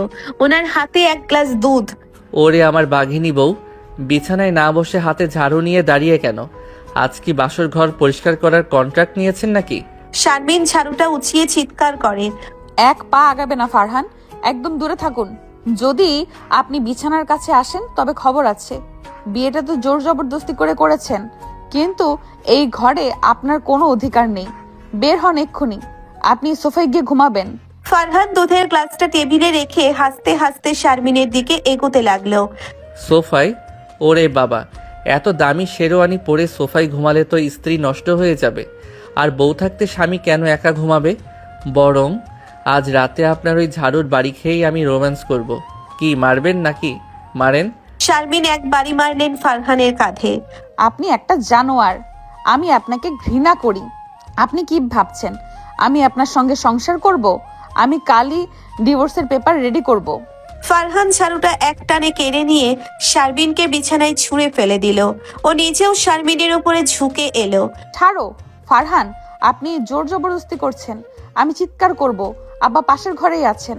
ফারহান শারমিনের ঠোঁটের ওপর নিজের আঙ্গুল চেপে ধরলো। চিৎকার করেন না, আব্বা তো খুশিতে এখন নাক ডাকিয়ে ঘুমাচ্ছেন। উনি ভাবছেন ওনার মেয়ে এখন বাসর ঘরে সুখী। আর ডিভোর্স, ওটার রাস্তা তো আমি আগেই বন্ধ করে দিছি। আজ রাতে আপনি শুধুই আমার শারমিন। আপনার ওই ম্যাডামগিরি ক্লাসরুমেই রেখে এসেছেন। এখন বলেন, আদরে আদর হবেন নাকি ঝগড়া করে রাত পার করবেন? শারমিন ফারহানের বুকে কিল মারতে লাগলেন, কিন্তু ফারহান ওনার দুই হাত মাথার উপরে সজোরে চেপে ধরলো। ফারহানের চোখের সেই তেরা নেশা শারমিনকে একদম নিস্তেজ করে দিচ্ছে। আপনি খুব খারাপ ফারহান। আপনি একটা বাচ্চা ছেলে হয়ে আমার সাথে এমন নোংরামি করতে আপনার লজ্জা করে না? ফারহান শারমিনের নাকের সাথে নাক ঘষে। লজ্জা? ওটা তো মেয়েদের ভূষণ ম্যাডাম, আমি তো পুরুষ। আর আপনি আমার বিবাহিত স্ত্রী। আজ রাতে আপনার এইসব জেদ আমি ধুয়ে দেব। এই নিন দুধের গ্লাস, অর্ধেক আপনি খাবেন অর্ধেক আমি, নইলে কিন্তু জবরদস্তি করে আপনার মুখে ঢেলে দিব। শারমিন বাধ্য হয়ে এক চুমুক দুধ খেলেন। ফারহান হাসতে হাসতে বাকিটা খেয়ে গ্লাসটা জোরে ফ্লোরে আছাড় দিয়ে ভেঙে ফেললো, ঠিক যেমনও প্রথম দিন রান্নাঘরে করেছিল। কাজ ভাঙলে কপাল খুলে ম্যাডাম, আমাদের বাসর ঘরের কপাল তো আজ খুলে গেল। এখন চলেন, আপনার ওই গম্ভীর চশমাটা আমি নিজের হাতে খুলে দেই। আজ শুধু আপনার এই কাজল কালো চোখের মায়ায় আমি ডুব দেব। শারমিন বুঝতে পারলেন এই জুনিয়র ফারহান ওনার জীবনের এমন এক ঝড় যা ওনাকে তছনছ না করে থামবে না। ঝগড়া আর জেদ দিয়ে এই রাতটা শুরু হলেও ফারহানের সেই পৈশাচিক আর তেরা রোম্যান্স শারমিনকে এক অদ্ভুত গোলকধাঁধায় ফেলে দিয়েছে। বাসর ঘরের সেই রজনীগন্ধার তীব্র ঘ্রাণ আজ শারমিনের কাছে বিষের মতো মনে হচ্ছে। খাটের এক কোণে তিনি গুটিসুটি মেরে বসে আছেন, পরনে সেই ভারী লাল বেনারসি। ফারহান তখন শেরওয়ানির বোতামগুলো একে একে খুলছে আর আয়নায় নিজের প্রতিচ্ছবি দেখে বাঁকা হাসছে। শারমিন বারবার দরজার দিকে তাকাচ্ছেন, কিন্তু তিনি জানেন ফারহান ভেতর থেকে ছিটকানি তুলে চাবিটা নিজের পকেটে ভরে রেখেছে। পালানোর কোনো পথ নেই। ফারহান ধীরে ধীরে বিছানার দিকে এগিয়ে এলো, শারমিনের খুব কাছে বসে ওনার ঘোমটাটা এক ঝটকায় সরিয়ে দিল। ওরে বাবারে, ম্যাডাম তো দেখি ভয়ে একদম চুন হয়ে গেছেন। চশমাটা এখনো চোখে কেন? আজ তো পড়ার ক্লাস না, আজ তো প্রেমের প্র্যাকটিক্যাল। শারমিন সজোরে ফারহানের হাত সরিয়ে দিয়ে চিৎকার করে, ফারহান, আমি বলছি একদম কাছে আসবেন না। বিয়ে হয়েছে বলে কি তুমি ভাবছো আমি তোমার দাসী? আমি তোমাকে ঘৃণা করি। ফারহান এক মুহূর্ত সময় না দিয়ে শারমিনের দুই হাত একসাথে মুঠো করে ওনার মাথার ওপর চেপে ধরলো। শারমিন বিছানায় শুয়ে পড়তে বাধ্য হলেন, ওনার ওপর ফারহানের পুরো শরীরের ভার। ঘৃণা?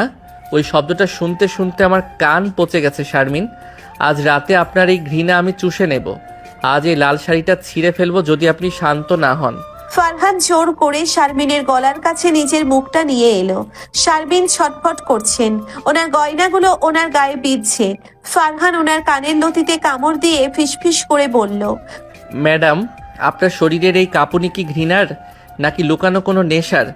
আজ সারা রাত আপনাকে আমার এই জবরদস্তির নিচে পিষ্ট হতে হবে। তুমি একটা জানোয়ার ফারহান, সরাও তোমার মুখ, আমি চিৎকার করব। আব্বা, আব্বা বাঁচাও আমাকে। ফারহান শারমিনের ঠোঁটে নিজের আঙ্গুল চেপে ধরে। আব্বা এখন গভীর ঘুমে, আর সারা পাড়া জানে আজ আমাদের বাসর রাত। কেউ আসবে না ম্যাডাম, এখন চুপচাপ আমার এই আদর সহ্য করুন, নইলে কিন্তু আমি আরও হিংস্র হয়ে উঠব। ফারহান জোর করে শারমিনের ঠোঁটে নিচের ঠোঁট চেপে ধরল। শারমিন প্রথমে বাধা দিলেও ফারহানের শক্তির কাছে তিনি পরাস্ত হলেন। ওনার বেনারসির আঁচলটা ফারহান একটানে সরিয়ে দিল। শারমিন বুঝতে পারলেন এই জুনিয়র ছেলেটা ওনার জীবনের সব পর্দা আজ ছিঁড়ে ফেলেছে। রাতভর চলল ফারহানের সেই তেরা রোম্যান্স আর শারমিনের নিষ্ফল প্রতিবাদ। ভোরের আলো যখন ফুটল, শারমিন আয়নায় নিজেকে দেখে শিউরে উঠলেন। ঠোঁট ফোলা, গলায় কালশিটে দাগ আর এলোমেলো শাড়ি। সকাল 8টা। ফারহান ফ্রেশ হয়ে একদম ফিটফাট। ও শারমিনের সামনে একজোড়া নতুন চওড়া লাল পাড়ের শাড়ি আর কপালে বড় একটা সিঁদুর টিপ রাখলো। ম্যাডাম ওঠেন, আজ তো কলেজে যেতে হবে। আর আজ কিন্তু আপনি সাদা শাড়ি পরবেন না, এই লাল শাড়িটা পরবেন। মাথায় ঘোমটা দেবেন আর কপালে এই বড় টিপটা পরবেন। সবাই যেন বোঝে আপনি এখন কার অধিকারে আছেন। আমি কলেজে যাব না, আমি এই সাজে কারোর সামনে মুখ দেখাবো না। তুমি আমাকে মেরে ফেলো ফারহান, তাও আমি এই নাটক করব না। ফারহান শারমিনের চিবুকটা সজোরে চেপে ধরে। নাটক না ম্যাডাম, এটা রিয়ালিটি। আপনি যদি 10 মিনিটের মধ্যে রেডি না হন, তবে আমি আপনার ওই অগোছালো ভিডিওটি কলেজের গ্রুপে আপলোড করে দেব। কি যাবেন তো, নাকি এখানেই আবার শুরু করব? শারমিন বাধ্য হয়ে নববধূর সাজে সাজলেন। কপালে ফারহান জোর করে টিপ পরিয়ে দিয়েছে, হাতে একগুচ্ছ লাল চুড়ি আর পরনে সেই টকটকে লাল শাড়ি। ফারহান ওনাকে বাইকের পেছনে বসিয়ে কলেজের গেটে পৌঁছলো। রিক্সা মামা কাশেম গেটে দাঁড়িয়ে তামাক খাচ্ছিল। ওনারা নামতেই কাশেম মামা হা করে তাকিয়ে রইল। ওরে ও আব্বা, ম্যাডাম রে তো আজ চিনতেই পারতাছি না। ফারহান ভাই, আপনি তো দেখি আসমানি হুর নামাইয়া ফেলছেন। ফারহান হাসতে হাসতে শারমিনের কোমরে হাত দিয়ে ওনাকে আগলে ধরে। হ মামা, আজ থেকে ম্যাডাম শুধু আমার, দোয়া কইরেন। শারমিন যখন কলেজের করিডোর দিয়ে হাঁটছিলেন, স্টুডেন্টদের মাঝে যেন ভূমিকম্প শুরু হলো। সবাই গোল হয়ে দাঁড়িয়ে ফিসফিস করছে। তন্নি ম্যাডাম তো নিজের চোখকেই বিশ্বাস করতে পারছেন না। শারমিন, তুই এই সাজে আর ফরহান তোর কোমর ধরে আছে কেন? তোদের কি সত্যিই বিয়ে হয়ে গেছে? শারমিন মাথা নিচু করে কাঁদতে কাঁদতে বলে। তন্নি, ও আমাকে জোর করে। ফারহান মাঝখানে কথা কেড়ে নিয়ে বলে। জোর কেন বলছেন চান তন্নি ম্যাডাম? আসলে কাল রাতে আমাদের বিয়েটা ঘরোয়াভাবে হয়ে গেছে তো, তাই ও একটু লজ্জিত। আজ কিন্তু কোনো ক্লাস হবে না, আজ মিষ্টি বিতরণ হবে। ম্যাডাম চলেন আপনার রুমে, ওখানে আমাদের আরও কিছু পার্সোনাল সেলফি তোলা বাকি। ফারহান সবার সামনে শারমিনকে পাজা কোলা করে কোলে তুলে নিল। করিডোর ভর্তি স্টুডেন্টরা তখন হাততালি আর শীষ দিচ্ছে। শারমিন অপমানে ফারহানের বুকে মুখ লুকালেন। ফারহান ওনাকে ওনার নিজের চেম্বারে নিয়ে গিয়ে দরজা লক করে দিল। ছাড়ো, কি করছো এসব? কলেজের ভেতরে এসব কি নোংরামি? সবাই কি ভাবছে? ফারহান শারমিনকে টেবিলের উপর বসিয়ে দিয়ে ওনার খুব কাছে গিয়ে বলে। ভাবছে আমাদের রোমান্সটা কত হট। ম্যাডাম এখন এই লাল শাড়িটা পরে একটা হাসি দেন তো, নইলে কিন্তু আপনার এই টেবিলের উপরই আমি দ্বিতীয় বাসর শুরু করব। শারমিন বুঝতে পারলেন এই জুনিয়র ফারহান ওনার জীবনের প্রতিটি কণা দখল করে নিয়েছে। কলেজে ওনার গাম্ভীর্য আজ ধুলোয় মিশে গেছে, আর ফারহান বিজয়ী বীরের মতো ওনার উপর রাজত্ব করছে। কলেজের সেই ছোট চেম্বারটা আজ শারমিনের কাছে ফাঁসির মঞ্চের মতো মনে হচ্ছে। বাইরে স্টুডেন্টদের শোরগোল, আর ভেতরে দরজায় পিঠ দিয়ে দাঁড়িয়ে আছে সেই দুর্দান্ত জুনিয়র ফারহান। শারমিন টেবিলের ওপর বসে আছেন, ওনার লাল শাড়ির আঁচলটা মেঝেতে লুটোপুটি খাচ্ছে। ওনার ফর্সা কপালে সেই বড় লাল টিপটা ঘামে একটু লেপটে গেছে, আর চোখের কাজল কান্নায় মাখামাখি। ফারহান ধীরে ধীরে এগিয়ে এলো। ওনার হাতের তামাকের গন্ধ আর পারফিউমের তীব্র সুবাস শারমিনের নাসারন্ধ্রে আঘাত করছে। ফারহান, লিমিট ক্রস করো না। বাইরে স্টুডেন্টরা আছে, তন্নি আছে। তুমি কি চাও আমি চিরকালের মতো মুখ লুকাই? সরাও তোমার এই পৈশাচিক হাত আমার কোমর থেকে। আমি তোমাকে ডিভোর্স দেব, আজই দেব। ফারহান শারমিনের দুই উরুর মাঝখানে নিজের জায়গা করে নিয়ে টেবিলের উপর দুই হাত রাখলো। শারমিন এখন ফারহানের বাহুবন্দী। ডিভোর্স? ওরে আমার আদুরে বউ, ডিভোর্স দিতে হলে তো আগে বিয়েটা পূর্ণতা পাইতে হয়। কাল রাতে তো আপনি শুধু কান্নাকাটি করলেন, আসল রোমান্স তো এখনো বাকি। সরাবো না হাত, বরং এই বন্ধ দরজার ওপাশে সবাই যখন আমাদের নিয়ে গসিপ করছে, তখন আমি আপনার এই কাপা ঠোঁটে আমার অধিকারের সিলমোহর বসাবো। কি চিৎকার করবেন? করেন, সবাই জানুক ফারহান তার ম্যাডামকে কতটা পাগলের মতো ভালোবাসে। শারমিন সর্বশক্তি দিয়ে ফারহানকে ধাক্কা দিতে চাইলেন, কিন্তু ফারহান ওনার শাড়ির আঁচলটা নিজের হাতে পেঁচিয়ে এক হ্যাচকা টান দিল। উফ, ছাড়ো, কি করছো এসব? শাড়ি ছিঁড়ে যাবে তো। সরাও তোমার মুখ আমার ঘাট থেকে। ফারহান, আমি তোমার পায়ে ধরছি, প্লিজ আমাকে ছেড়ে দাও। ফারহান তীব্র স্বরে শারমিনের কানে ফিসফিস করে। পায়ে ধরা তো অনেক আগেই শেষ ম্যাডাম, এখন তো বুকে ধরার পালা। আপনার এই লাল শাড়ি ভাজে ভাজে আজ আমি আমার নাম লিখে দেব। আর শুনুন, কাল সকালে আমরা হানিমুনে যাচ্ছি সিলেটের কোনো এক নির্জন পাহাড়ে, যেখানে আপনার এই উফ ছাড়ো শোনার মতো কেউ থাকবে না, শুধু আমি আর আপনি। ফারহান জোর করে শারমিনের চিবুকটা উঁচিয়ে ধরলো। শারমিন চোখ বন্ধ করে ফেললেন। ওনার চোখের জল ফারহানের আঙ্গুল এসে পড়লো। ফারহান সেই জলটুকু চেটে নিয়ে এক পৈশাচিক তৃপ্তিতে হাসলো। ওনার হাতে এখন শারমিনের পিঠের ব্লাউজের ফিতা নিয়ে খেলা করছে। শারমিন ভয়ে আর উত্তেজনায় পাথর হয়ে গেছেন। ঠিক তখনই দরজায় নক পড়লো। তন্নি ম্যাডামের গলা শোনা গেল। শারমিন, ভিতরে আছিস? প্রিন্সিপাল স্যার তোকে ডাকছেন, আর ফারহানকেও ওনার রুমে যেতে বলেছেন। তোদের এই বিয়ে নিয়ে কলেজে অনেক কথা হচ্ছে। শারমিন তড়িৎ আহত হয়ে নিজেকে সামলাতে চাইলেন। তন্নি, আমি আসছি। ফারহান ছাড়ো, প্রিন্সিপাল ডাকছেন। জল, এবার তো তোমার জেল হবে। ফারহান একদম শান্তভাবে শারমিনের শাড়িটা ঠিক করে দিয়ে ওনার কপালে একটা কামড় দিল। জেল? জেল তো আপনার এই মনে অনেক আগেই হয়ে গেছে আমার। প্রিন্সিপাল স্যারের কাছে আমি নিজেই যাচ্ছি, ওনাকে বলবো স্যার আপনার প্রিয় লেকচারার এখন আমার বিবাহিত স্ত্রী, ওনাকে একটু ছুটি দিন, আমরা পাহাড়ে গিয়ে ওনার এই গাম্ভীর্য বিসর্জন দেব। ফারহান দরজা খুলে বুক চিতিয়ে বেরিয়ে গেল। শারমিন আয়নায় নিজের বিপর্যস্ত রূপ দেখে শিউরে উঠলেন। ওনার ঠোঁট ফেটে রক্ত বেরুচ্ছে। গলার কালশিটে দাগগুলো ওনার বেনারসির ঘোমটা দিয়ে ঢাকার চেষ্টা করলেন। প্রিন্সিপালের রুমে গিয়ে দেখলেন ফারহান সোফায় বসে পা নাচিয়ে চা খাচ্ছে, আর প্রিন্সিপাল স্যার গম্ভীর মুখে ফাইল দেখছেন। শারমিন, এটা কি শুনছি? ফারহান বলছে আপনাদের বিয়ে হয়ে গেছে। ও কি আপনাকে জোর করছে? আপনি চাইলে আমি এক্ষুনি পুলিশকে খবর দেব। শারমিন ফারহানের দিকে তাকাতেই দেখলেন ফারহান ওনার ফোনটা পকেট থেকে বের করে সেই অগোছালো ছবিটা স্ক্রিনে সেট করে রেখেছে। স্যার আসলে ও ঠিকই বলেছে, আমাদের বিয়ে হয়ে গেছে। ও আমার প্রতিবেশী, আমরা একে অপরকে পছন্দ করি। ফারহান উঠে দাঁড়িয়ে শারমিনের কাঁধে হাত রেখে ওনাকে নিচের দিকে টেনে নিল। দেখছেন স্যার, ম্যাডাম তো লজ্জায় এসব বলতে পারছিলেন না। আমরা কালই হানিমুনে যাচ্ছি, ওনার আসলে একটু চেঞ্জ দরকার। অনেক দিন তো একা ছিলেন, এখন একটু রোম্যান্স করা দরকার, তাই না স্যার? প্রিন্সিপাল স্যার অবাক হয়ে তাকিয়ে রইলেন। তন্নি ম্যাডাম আড়ালে দাঁড়িয়ে মুখ টিপে হাসছেন। শারমিন মাথা নিচু করে বেরিয়ে এলেন। করিডোর দিয়ে যাওয়ার সময় স্টুডেন্টরা ওনার দিকে তাকিয়ে শীষ দিচ্ছে। রিক্সা মামা কাশেম গেটে দাঁড়িয়ে ফারহানকে দেখে একগাল হাসলো। ওরে ও ফারহান ভাই, হানিমুনে যাইবেন নাকি? পাহাড়ে কিন্তু ঠান্ডা অনেক, ম্যাডাম রে জড়াইয়া দৈরা রাইকেন। ফারহান হাসতে হাসতে শারমিনকে বাইকের পেছনে টেনে বসালো। হ মামা, পাহাড়ে গিয়ে ম্যাডামকে দিয়ে এক গ্লাস তেতো শরবত বানাবো, আর আমি ওনার এই লাল শাড়িটা খুলে ওনাকে পাহাড়ের ঝর্ণায় চুবাবো। ম্যাডাম শান্ত হয়ে ধরেন আমাকে, নইলে কিন্তু বাইকে থেকে ফেলে দেব। শারমিন দাঁতে দাঁত চেপে ফারহানের পাঞ্জাবি খামছে ধরলেন। ফারহান, আমি তোমাকে কোনোদিন ক্ষমা করব না। তুমি আমাকে সবার সামনে ছোট করেছো। ফারহান বাইক স্টার্ট দিয়ে শীষ দিতে দিতে বলে, ঘৃণা তো আপনার অলংকার ম্যাডাম। পাহাড়ে গিয়ে এই অলংকার আমি একটা একটা করে খুলে নেব। রেডি থাকেন, বাসর রাতের ট্রেলার তো দেখছেন, সিনেমা তো পাহাড়ে শুরু হবে। বাইকটা বনানীর রাজপথ ছিঁড়ে বাতাসের বেগে চলতে লাগলো। শারমিনের আঁচল উঠছে আর ফারহান বিজয়ী বীরের মতো ওনার কোমর জড়িয়ে ধরে আছে। এই জুনিয়র ফারহান ওনার জীবনের সব নিয়ম পাল্টে দিয়েছে। ঢাকা শহরের যান্ত্রিকতা পেছনে ফেলে সিলেটের এক গহীন চা বাগানের মাঝখানে দাঁড়িয়ে আছে এক পুরনো আমলের বাংলো। চারপাশটা ঘন জঙ্গলে ঘেরা, আর ছিচি পোকার ডাক যেন নিস্তব্ধতাকে আরো ভয়ানক করে তুলেছে। শারমিন গাড়ির পেছনের সিটে পাথরের মতো বসে আছেন। ওনার পরনে সেই লাল পাড়ের সাদা শাড়ি, যা ফারহান জোর করে পরিয়ে দিয়েছে।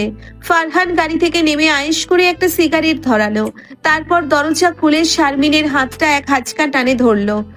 উফ, তুমি কি পাগল হয়ে গেছো? এই জঙ্গলের ভেতরে আমাকে কেন নিয়ে এসেছো? এখানে তো কোনো মানুষ নেই। ফারহান সিগারেটের ধোঁয়া শারমিনের মুখের উপর ছেড়ে দিয়ে এক পৈশাচিক হাসি দিল। মানুষ নেই বলেই তো নিয়ে আসছি ম্যাডাম।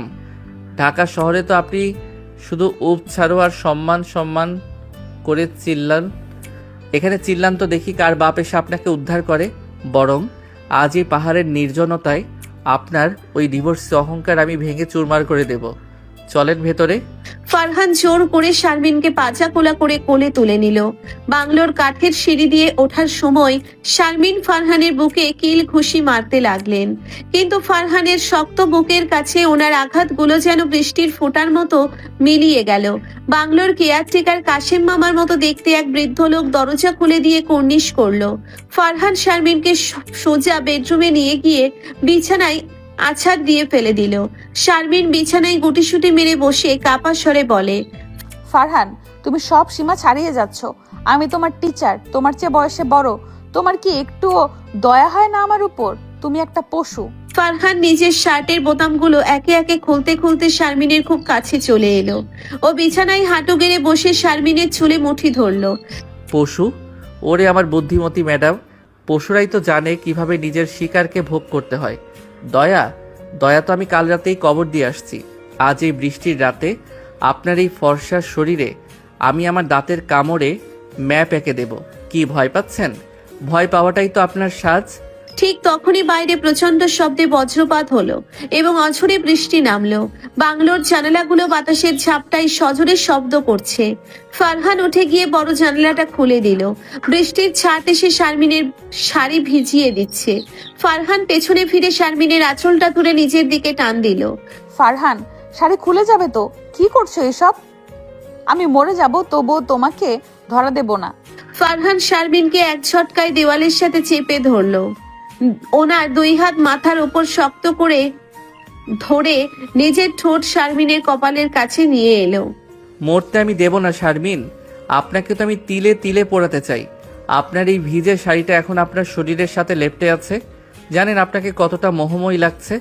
আজ রাতে কোনো ব্ল্যাকমেইল না, আজ রাতে শুধু জবরদস্তি। সরাবো না নিজেকে আপনার থেকে যতক্ষণ না আপনি আমার নামে চিৎকার করছেন। ফারহান জোর করে শারমিনের ব্লাউজের ফিতাটা টেনে ছিঁড়ে ফেললো। শারমিন কান্নায় ভেঙে পড়লেন। ওনার বুক ধড়ফড় করছে। ফারহান ওনার গলার নিজের অধিকারের দাগ বসিয়ে দিচ্ছে। বৃষ্টির শব্দ আর শারমিনের কান্নার মাঝে ফারহানের সেই উন্মত্ত হাসিতে বাংলোটা যেন থরথর করে কাঁপছে। ওনারা যখন এই ধস্তাধস্তিতে লিপ্ত তখন ফারহান হঠাৎ শারমিনের ঠোঁট কামড়ে ধরলো। রক্ত চুইয়ে পড়লো শারমিনের চিবুক বেয়ে। ফারহান রক্তমাখা ঠোঁটে হেসে বলে, এই তো, এই লাল রংটাই তো আমি চেয়েছিলাম। আপনার গাম্ভীর্য আজ এই বৃষ্টির জলে ধুয়ে যাক ম্যাডাম। এখন বলেন, আদরে আদর হবেন নাকি আরও হিংস্র হব? তুমি একটা পিশাচ ফারহান, পিশাচ। ফারহান শারমিনকে বিছানায় সজোরে ধাক্কা দিয়ে ওনার উপর ঝাঁপিয়ে পড়ল। পিশাচের সাথেই তো আপনার বাসর ম্যাডাম। সারা রাত এখনো বাকি। আজ এই পাহাড়ে শুধু আমাদের নিঃশ্বাস আর আপনার কান্নার শব্দ প্রতিধ্বনিত হবে। সরাবো না হাত, সরাবো না এই জবরদস্তি। পাহাড়ের সেই নির্জন বাংলোয় বৃষ্টির শব্দ ছাপিয়ে শারমিনের দীর্ঘশ্বাস আর ফারহানের পৈশাচিক রোম্যান্স একাকার হয়ে গেল। শারমিন বুঝতে পারলেন এই জুনিয়র ফারহান ওনার জীবনের সব মর্যাদা আজ ধুলোয় মিশিয়ে দিচ্ছে। না আছে পালানোর পথ, না আছে কারো সাহায্য। এই পাহাড় আজ ওনার সব গোপন যন্ত্রণার সাক্ষী হয়ে রইল। ভোরের কুয়াশার সিলেট পাহাড়ের চা বাগানগুলো তখনও চাদর মুড়ি দিয়ে আছে। বৃষ্টির দাপট কিছুটা কমলেও ভিজে মাটির সোদা গন্ধে বাতাস ভারী হয়ে আছে। বাংলোর সেই বড় কাঠের বিছানায় শারমিন তখনও আড়ষ্ট হয়ে পড়ে আছেন।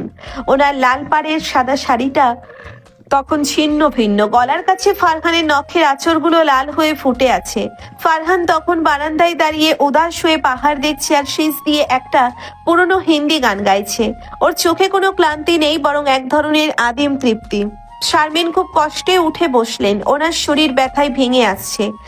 ফারহান, আপনি কি মানুষ নাকি আসলে কোনো বন্য পিশাচ?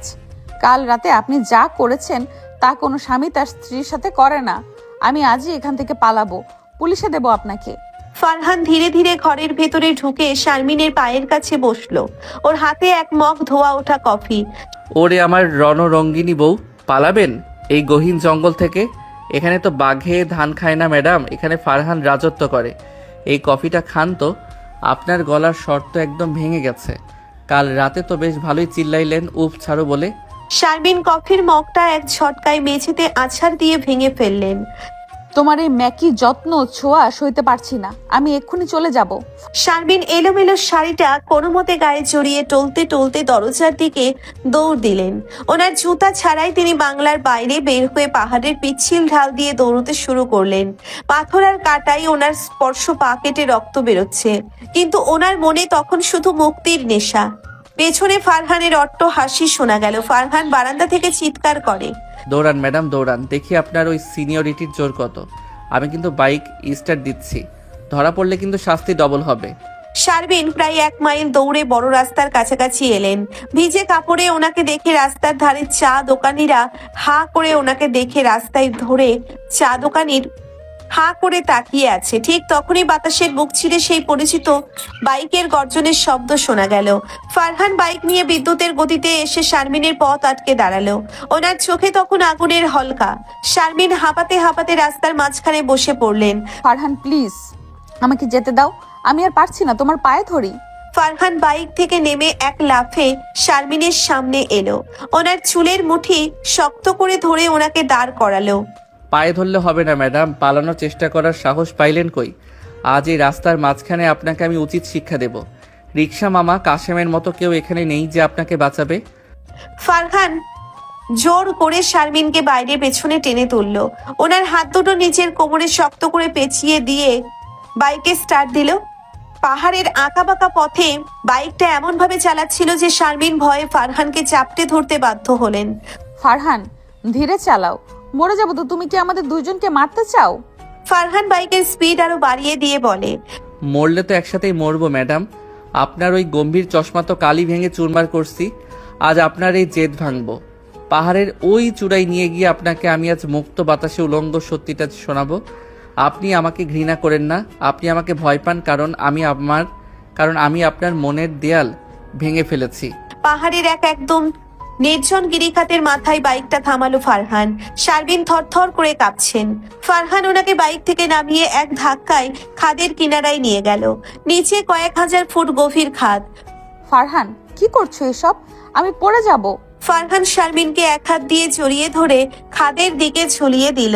ওনার অন্য হাত শারমিনের কপালে থাকা সেই লেপ্টে যাওয়া টিপটা মুছে দিল। বলেন, আমাকে ভালোবাসেন নাকি ধাক্কা দেব? যতক্ষণ আপনি স্বীকার করছেন যে এই জুনিয়র ফারহানি আপনার জীবনের একমাত্র সত্যি, ততক্ষণ তুলব না। শারমিন ভয়ে চোখ বন্ধ করে ফারহানের শার্ট খামচে ধরলেন। ফারহান, তুমি পাগল, তুমি আস্ত একটা পাগল। আমি তোমাকে ঘেন্না করি, কিন্তু প্লিজ আমাকে ফেলো না। ফারহান শারমিনকে নিজের বুকের সাথে সজোরে মিশিয়ে নিয়ে ওনার ঠোঁটে এক হিংস্র কামড় দিল। ঘৃণাটাই থাক ম্যাডাম, আপনার এই ঘৃণাটাই আমাকে বাঁচিয়ে রাখে। এখন চলেন বাংলোতে, আপনার ওই ভিজে শাড়িটা বদলাতে হবে। এবার আমি নিজ হাতে আপনাকে সাজাবো, একদম গ্রাম্য বধূর মতো। কি যাবেন তো? শারমিন নিস্তেজ হয়ে ফারহানের কাঁধে মাথা রাখলেন। ওনার সব শক্তি যেন শেষ হয়ে গেছে। পাহাড়ের চূড়ায় দাঁড়িয়ে ফারহান বিজয়ী বীরের মতো হাসলো। রিক্সা থেকে শুরু হওয়া এই জবরদস্তির যুদ্ধ এখন পাহাড়ের নির্জনতায় এক ভয়াবহ রূপ নিয়েছে। শারমিন বুঝতে পারলেন এই জুনিয়র ফারহানের থেকে পালানোর কোনো পথ এই পৃথিবীতে অন্তত ওনার জন্য নেই। শারমিন প্রচন্ড জোরে ফারহানের হাত সরিয়ে দিয়ে এক চড় মারতে গেলেন, কিন্তু ফারহান মাঝে মধ্যেই ওনার কবজি চেপে ধরলো। ফারহান, আমি বলছি, কিন্তু আমি এক্ষুনি এই পাহাড় থেকে ঝাঁপ দেব, তাও তোমার এই হীন শাসন মানব না। ঝাঁপ দেবেন? দেন, আমি পাশে দাঁড়িয়ে তালি দেব, কারণ মরলে তো আপনি আমার বউ হয়েই মরবেন, আর না মরলে তো আপনার এই লাল শাড়ির ভাজে ভাজে আমার আঙুলের ছাপ আজীবন থাকবে। আজ এই পাহাড়ের চূড়ায় আপনাকে নিয়ে এক নতুন খেলার আয়োজন করেছি, চলেন। ফারহান জোর করে শারমিনকে টেনে নিয়ে গেল বাংলোর পেছনের গিরিখাতের দিকে। নিচে কয়েক হাজার ফুট গভীর অন্ধকার খাদ, মেঘগুলো ওনার পায়ের নিচে ভাসছে। শারমিন ভয়ে পাথর হয়ে গেছেন। ফারহান ওনাকে এক হাত দিয়ে জড়িয়ে ধরে খাদের একদম কিনারায় নিয়ে দাঁড় করালো। ফারহান, কি করছো এসব? ফেলে দেবে আমাকে, আমি পড়ে যাব।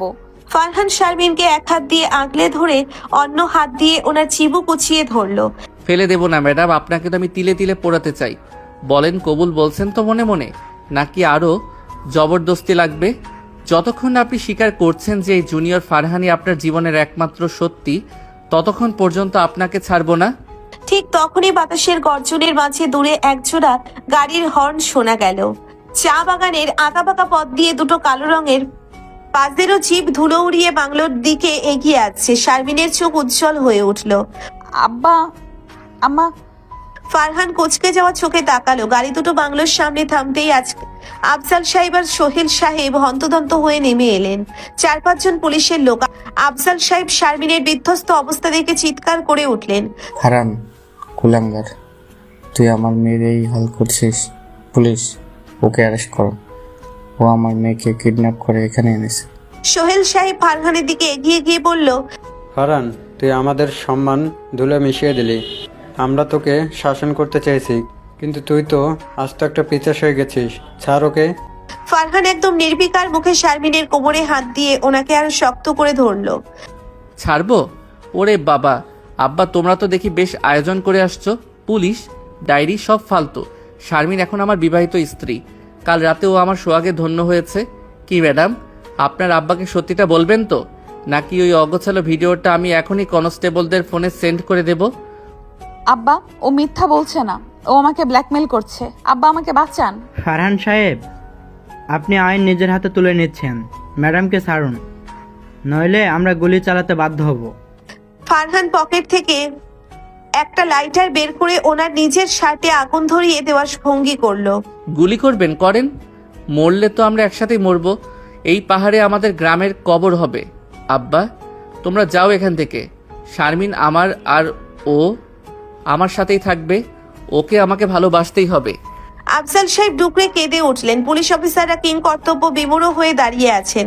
ফারহান হঠাৎ শারমিনকে পাজাকোলা করে কোলে তুলে নিয়ে বাংলোর ভেতরে ঢুকে দরজা লক করে দিল।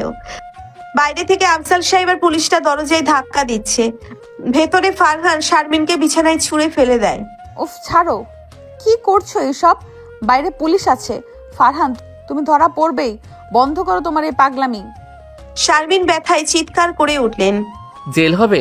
হোক, জেলের শিকলও আমাকে আপনার থেকে দূরে রাখতে পারবে না। বরং আজ এই অবরুদ্ধ ঘরে আমাদের দ্বিতীয় বাসর হবে। বাইরে পুলিশ থাকুক, আব্বা থাকুক, ভিতরে শুধু আমি আর আপনি। আজ আপনার ওই সাদা শাড়ি আমি লাল রঙে রাঙিয়ে দিব।